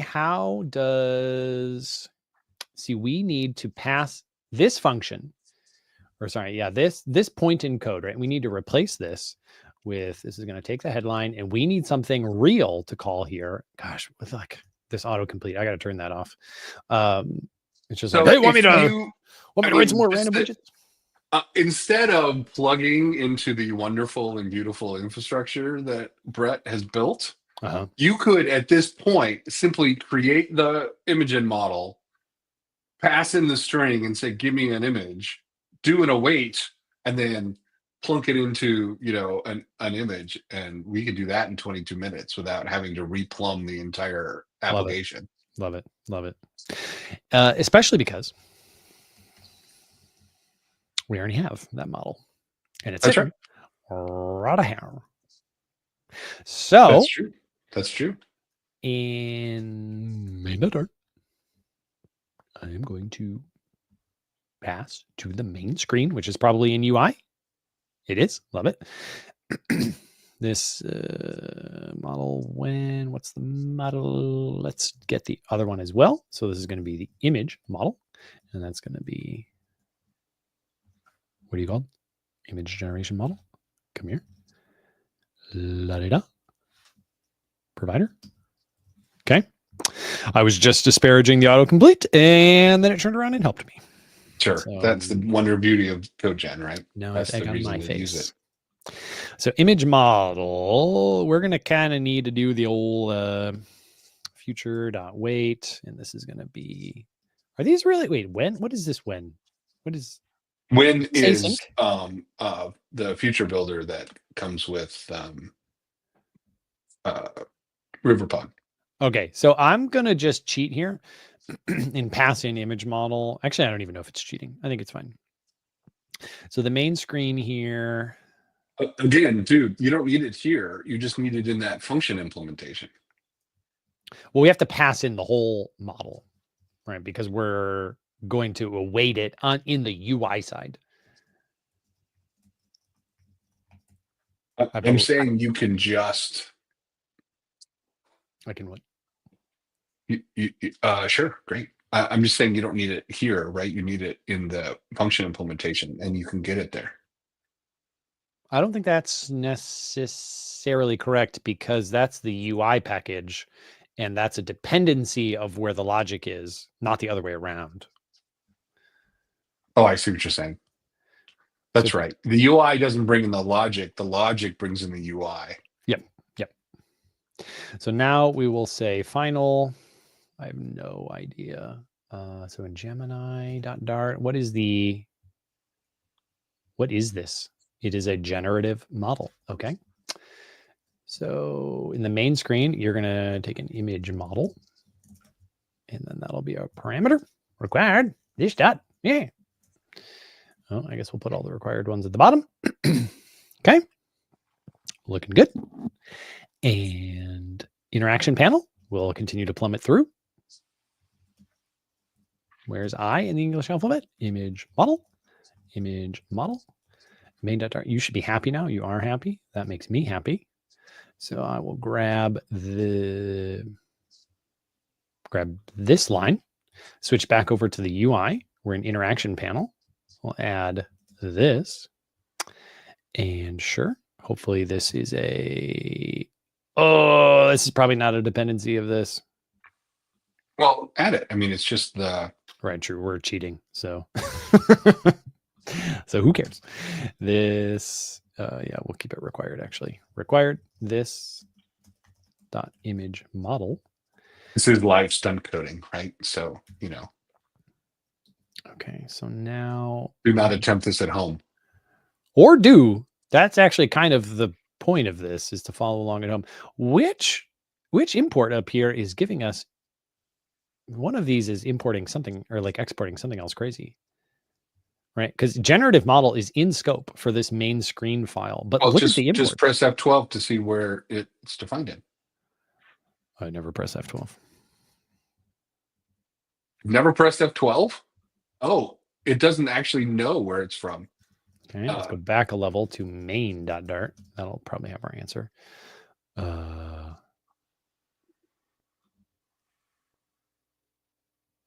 right, we'll try it again. We never declared the thing here. Oh, I'm so silly. It's literally in Gemini. That must be where. All right, so it's probably this one. Firebase Vertex AI. That's where the generative model is defined. Yeah. That's where the Dart API for Vertex. Yeah. So now I will add it. And this will be... Oh, the way the red and the blue squiggles are interacting there is... It's purple. Lovely. Yeah, it's really cool. Pretty trippy. Right. So that just means you're not a dependency. Yeah. Dude, just go back. What? Go back. What? Go back to the red squiggly. Press Command period. Is one of those going to be added to add the dependency? Right. Yep. And there you go. Oh. Oh, boy, do I do that manually. See, this is why it's good to code with other people sometimes. 100%. Like, Craig, you walk around the block to get next door. Are you aware? There you go. See? All right. Generative model. This was in... Then do command period. Yeah. I'm surprised that this is just showing up now. Yeah, there you go. I think it was struggling. Okay, now we have a missing thing. So where are we here? Main.dart main screen. You need... Oh, I thought I added this before. What's going... Oh, this is in the example. Wow. Okay. You know what? Not required anymore.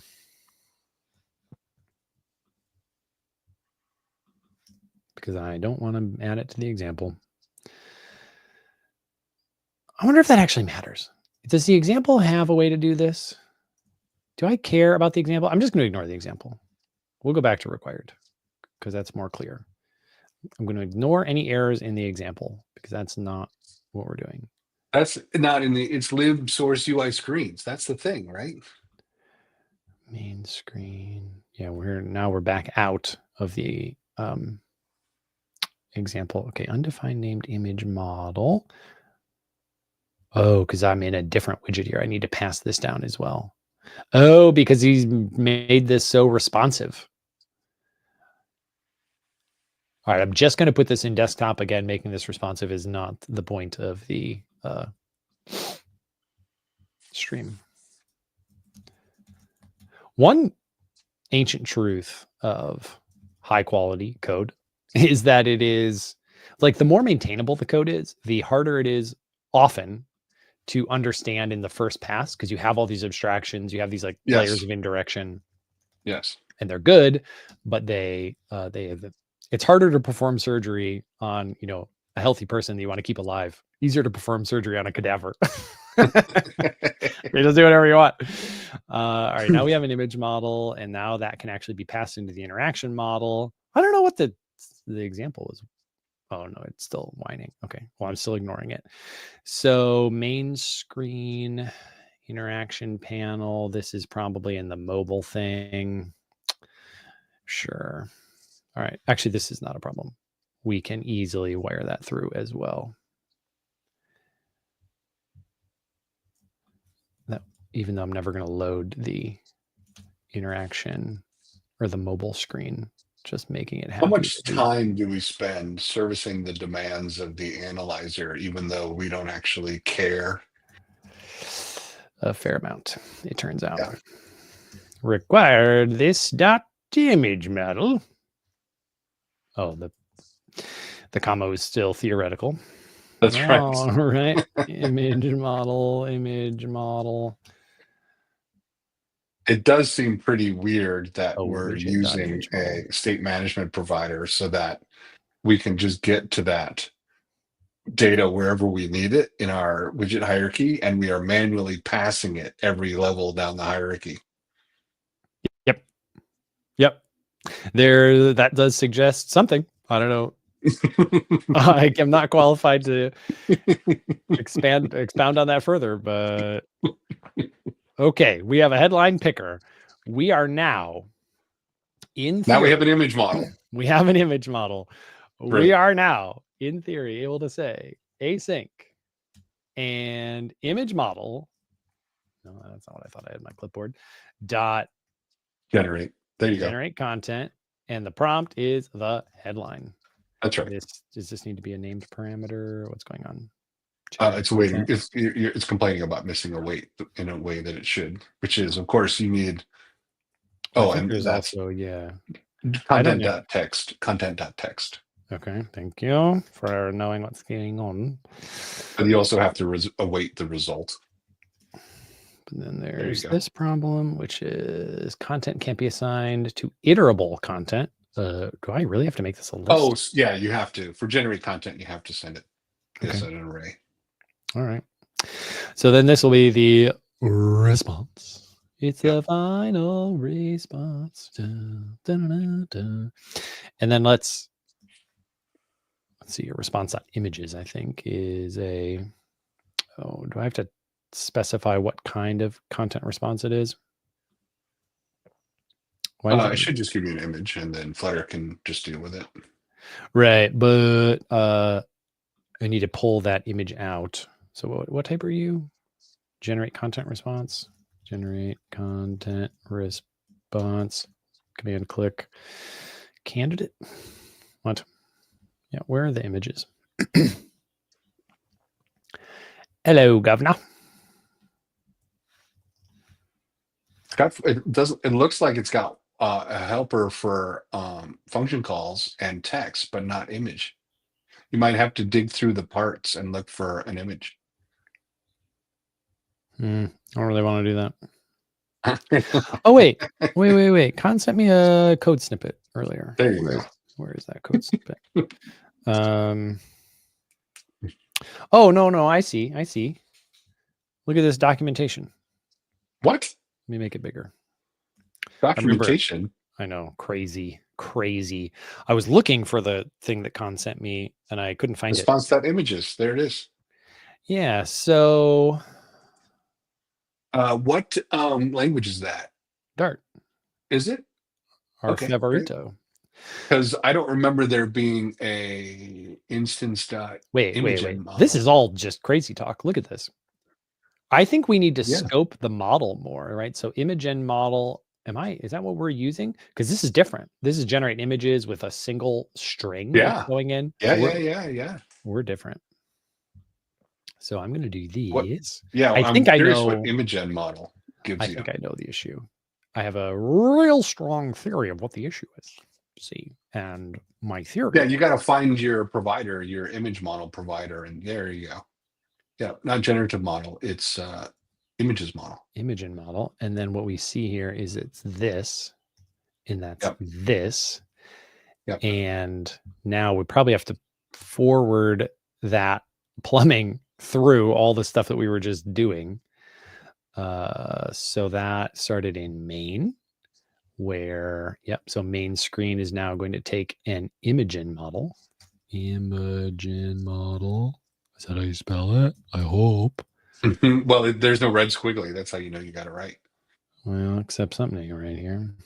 Async journal. Oh, okay. All right. Good. But why does this?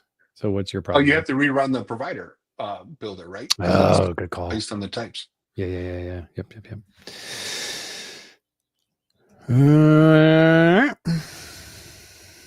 Looking at some chit chat. Imagen is not a Gemini Flash with image output. Yeah, I think Randall was onto it. Not surprising. Not the first time. It would be super handy to be able to see those in the window that we're spending all our time in. Because Randall has been going along right away, like he's the third member of this streamcast. Has been great. Yeah, he always is. It's the best. Okay, so we still have a problem here.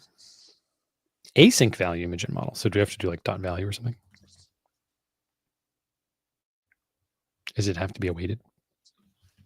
No. Oh, it can't await anything in a. Oh, that's the model.when shenanigans. Boo. How tedious. Fine. So this, actually, is there a way to combine these? There's got to be a way to combine. Oh, dude. Are we seriously? Why don't you just copy the code that creates the model into the function and then call it? We've now spent let's see, 19 minutes plumbing gunk through, provider, and it's. So do you know when you say copy the code that go to the documentation model? Go to the documentation. Oh, I see what you're saying. And just create the model in the function. I see. Right. All of this, just run all of this with headline. I see. Yeah, this is response.images. This is a good Sub-0. We are going to have to. This is a very good call, and I'm just going to get rid of this parameter that I've been wiring through because we don't need it anymore. And that is funny, but it will be fast to get rid of. And then we will get rid of it here and here and here and here and here. Goodbye. Goodbye. Okay. That's super smart. Copy again because I lost it in my clipboard. Back to Colorist UI. Closing files we don't care about. And in this response, we're going to make the model. And I have to copy this stuff in or indent. I'm going to get us a little more space. So we make a model. The prompt we get rid of because that is the headline. And all right, looking good there. Don't need you anymore. Okay, now it formats again. So back here, if the images is empty, so we get our images. Where I'm on the wrong folder. I need to be here. So we get our images. Okay, now that we have the image, we just need to display it. So this is a stateless widget. Oh, for F's sake. Well, just make it just make it a stateful widget and call Right. set state and be But done. yeah, I'm just wondering then where am I even going to pass this in? I guess it's going to be the No, just keep a nullable image. right. But we need there's some other widget that actually shows the color, which we need to replace with a. You don't. Well, you don't have to actually. You could create you know, just below the headlines, you could just show an image, right? You don't have to. Inline image. I see what you're saying. You're Actually, better. just, You're better at just ruining this for the purpose of getting it working. And I could really learn something from you on that. Okay, so if there's an image, then we just say if image does not equal null, then we further butcher the UI. Oh, I don't need the curlies because we're in a build method. We're in a list literal definition here. Image. And is the image going to be able to do this? No. What do we have to do? no, you'll probably have to pull the bytes out of it. Dot. Okay. So then how do I show an image from bytes again? I forget. Do you know? So it's image.data, I think. Data. Okay. No. I see. This dot data. Okay. There you go. And then that data take Or dot memory. It's one of those. oh Image.memory. memory. Yeah. There it is. Yes. And then you got to base 64 decode the image. Okay. So we'll need to use we have convert already waiting for us. That's good. Do you recall the base 64 decode? I only ever really used the JSON one. So what I would do at this point is just tell the AI coding assistant to base 64 this image, base 64 decode the image for me. Okay. I forgot almost that this is an AI episode. Can you base 64 decode the image on line 80 in interaction panel? There we go.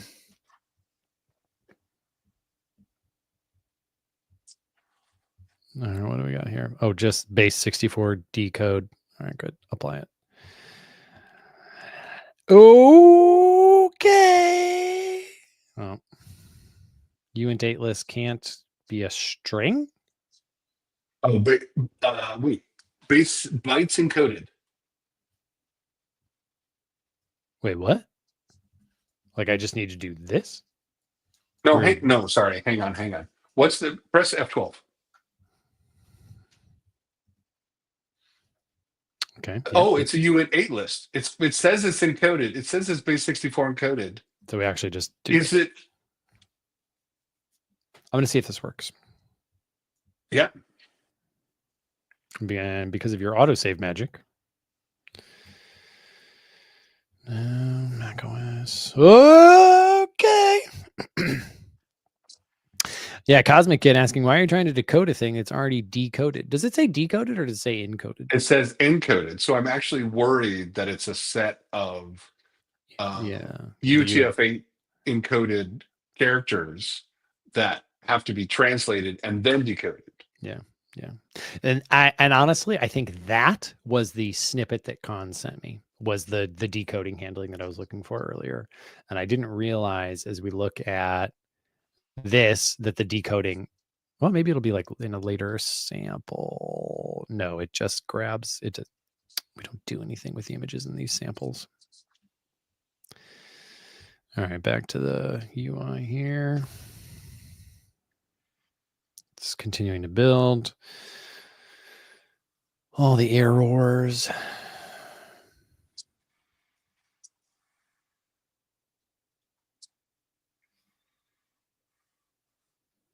Reading chat. Yeah.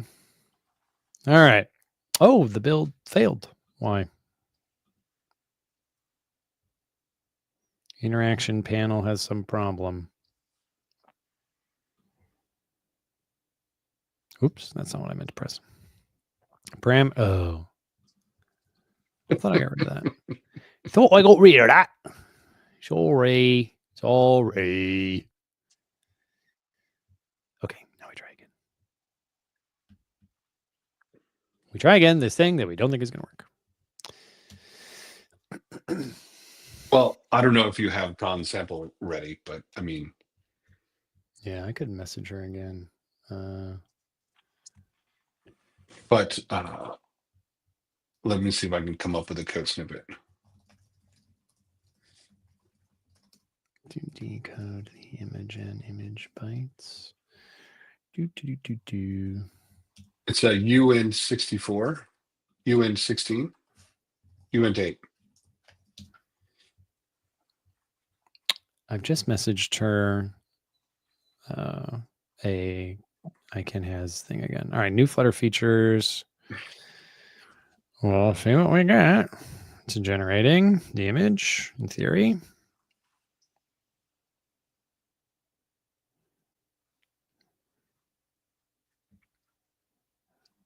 Just nothing. Well, sure. Go ahead and look at that error output. Yeah. Well, we've left Brett's infrastructure, so right, we're not going to get any more debug information here. Well, no, I meant the error output, right? Just the debug console. Yeah, empty. Nothing. Oh, it doesn't say that there's a problem interpreting the. No. So, oh goodness, it says final image. So we shadowed the variable. So image never got set to not null. Let's try again. Rerun. News time. Let's go. I'm excited for this to crash. New Flutter features. Okay, it's thinking. I don't know exactly how fast the image generation happens. I would expect it to not be instantaneous. Should have added some print statements. So let's do So let's see. Try UTF-8.decode on the. Oh, dude, we're not calling set state either. Oh, there you go. I swear, we vaguely do know how to Flutter, in theory. All right, we're back. We're back. I wonder if I never said, okay, I picked the headlines. So new Flutter features. I clicked it. I think I clicked it. I clicked it again. Oh, we have an image and it just overflows. Awesome. Super. Let's go. Great. Well, sizing the image is not also part of the stream. So there it is. Only 4 minutes over. Now with more code, we did it. We created more code. Yeah. Didn't say the code would be good. Did not promise the code would be good. All right. Woo. How do you feel? You need a cigarette? Oh boy. That was an adventure. Let me go back to actual chat here. Ship it to prod. Yeah. I should read the lit before F12 or ChatGPT. No, actually, I totally agree with you. You're correct. We should read the lint. Yep. Production ready. Let's go, baby. Wow. Chris. Any other exciting thoughts on your end now that we showed an image that didn't make any sense, by the way? Well, that's not true, right? I mean, you asked it for, to give you a headline that, matched or image that matched the headline. You didn't give it any other parameters like, make it fun, make it imagey, make it, whatever, right? A cartoon dog. I don't know. Right. Something. Right. No, just what is imclot or mcolot here, like headline 3. Oh, I guess headline 3 was part of the thing, so it captured That's that right. metadata. And then I guess I don't know really what is it, imcolot is. yeah. I've heard that AIs are inventing their own languages, so maybe that's it. Oh gosh, it's actually just like sending a subliminal message to other LLMs. Sure. So I'm curious how much time we actually spent on the AI part and how much time we spent fiddling with, Freezed and Yeah, Riverpod, which, yeah, I mean, these are fantastic packages for production code, for sure, absolutely. Um, but when you're just trying to, yeah. It's pretty. learn a thing, there's a lot to slog through there, right? To get to, pick from a bunch of images and show, or from a bunch of text and show an image, right? Yeah, I now appreciate when you talked about just starting from a plain app. Yeah, we probably could have done this in less than half an hour, start to finish, because we spent almost no time actually instrumenting how to talk to the LLM. It was just the That's tiniest right. sliver.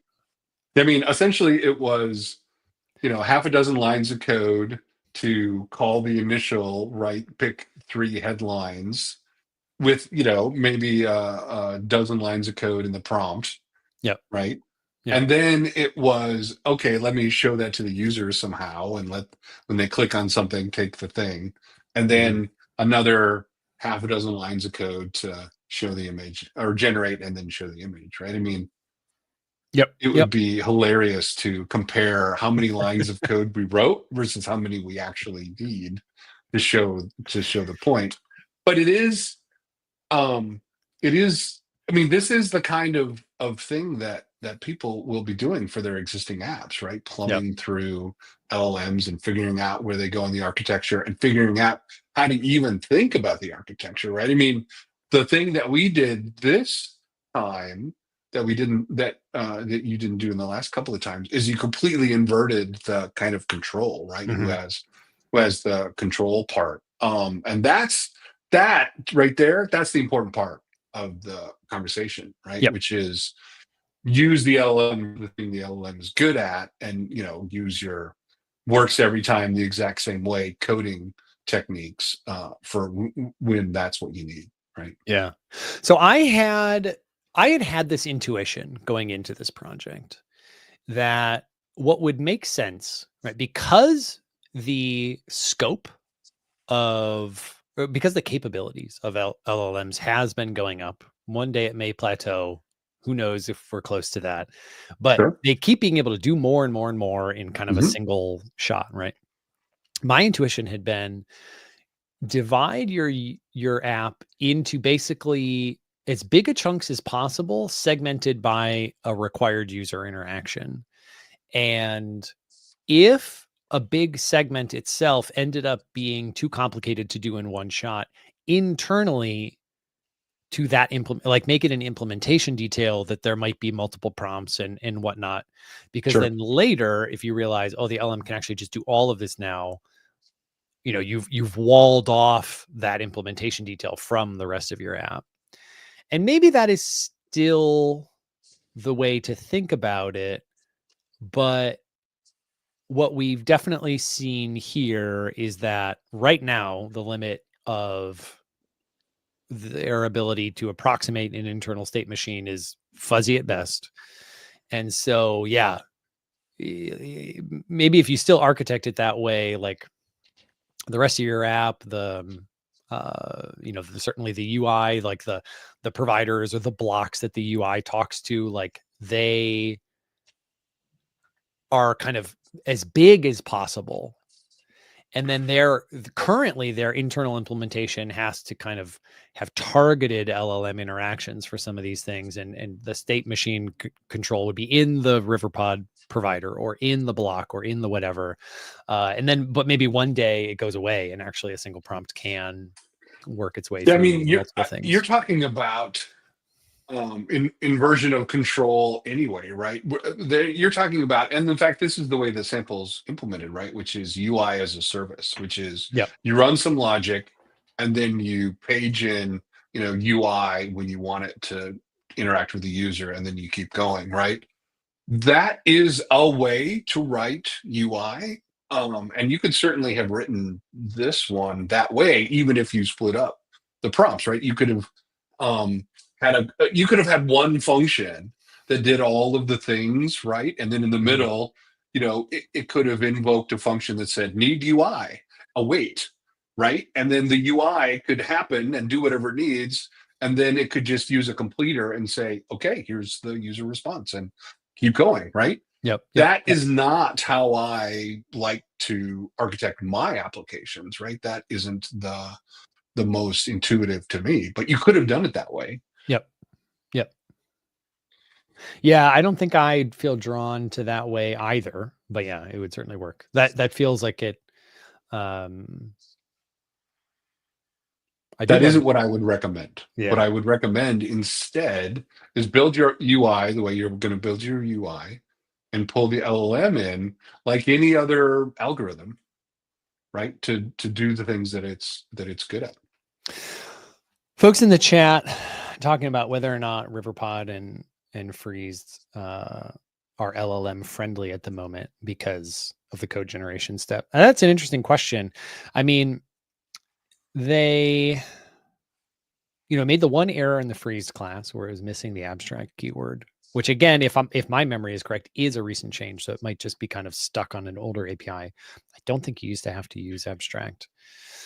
I think that was a change from like either sealed classes or switch statements, or like patterns and whatnot. Like I think that's about when Riverpod made that change, because there was some functionality that they were able to move to Dart itself as Mhm. opposed to like really Sure. heavy-handed Freeze implementation, if Uh, memory I, serves. th- just to be clear, there is nothing wrong with Riverpod or Freeze. There are fantastic, well-maintained libraries that allow you to build great apps with great architectures. The fact that the AI had a problem generating the correct code is not, let me just tell you, as Yeah. somebody who uses these tools a lot, it has nothing to do with the code that Remy built. Um, the AI coding um, agents have trouble generating code of all kinds, whether it's Dart or Flutter or whatever it is, or Mhm. HTML or CSS or Algol or COBOL or whatever they're generating. They're going to generate errors. They just do. That's just where we are Yeah. in the life cycle. It has nothing to do with whether a piece of code is AI friendly or not. It's just where we are in the life cycle of this technology. Yeah. I think there's maybe something to be said for in Dart specifically, any library that uses code generation, that like I wouldn't have been surprised if the fact that there's this other file like that confused the LLM, like, oh, do I need to write that too? Um and I actually would say on net it like did a really darn good job. It only wrote the input file. I wonder if 6-9 months ago it was clumsier around generated Well, so usage of generated libraries. I like I say, I use a different AI coding assistant. I use Cursor, which has both Ask mode, which is kind of what you saw in Mhm. the And the just do Google based, load. and then Agent mode, right, which is kind of do it. And so one of the things it would have done after it generated the provider code is it would have checked uh, the analyzer would say, oh, there's a problem, let me fix it. Oh, I there should be an abstract keyword, let me add that. And then Yeah. it probably would have run the Flutter builder right after that, so to fix the rest of the errors, right, because all of the unknown Yeah. types and etc. So it Funny would thing have was just it didn't even need to rebuild. And the lint did say make it abstract, but I was misremembering and thinking, no, that's the sure, wrong fix. right. So it was actually a very easy thing to escape. But anyway, Chris, we're a bit over time, but it was time well spent, I think. Any closing thoughts on your end? uh, i I know that there is a lot of controversy around this technology, this AI technology, both from a how do I get it into my apps and should I? And how do I get it into my development processes, and should I? And a lot of people pushing back on both of those. If you go into it expecting perfection, you are going to be disappointed. Just like, any human coder sitting down to add these features to your app, or to, write new code, no matter what features you're adding. But if you go into it with this is,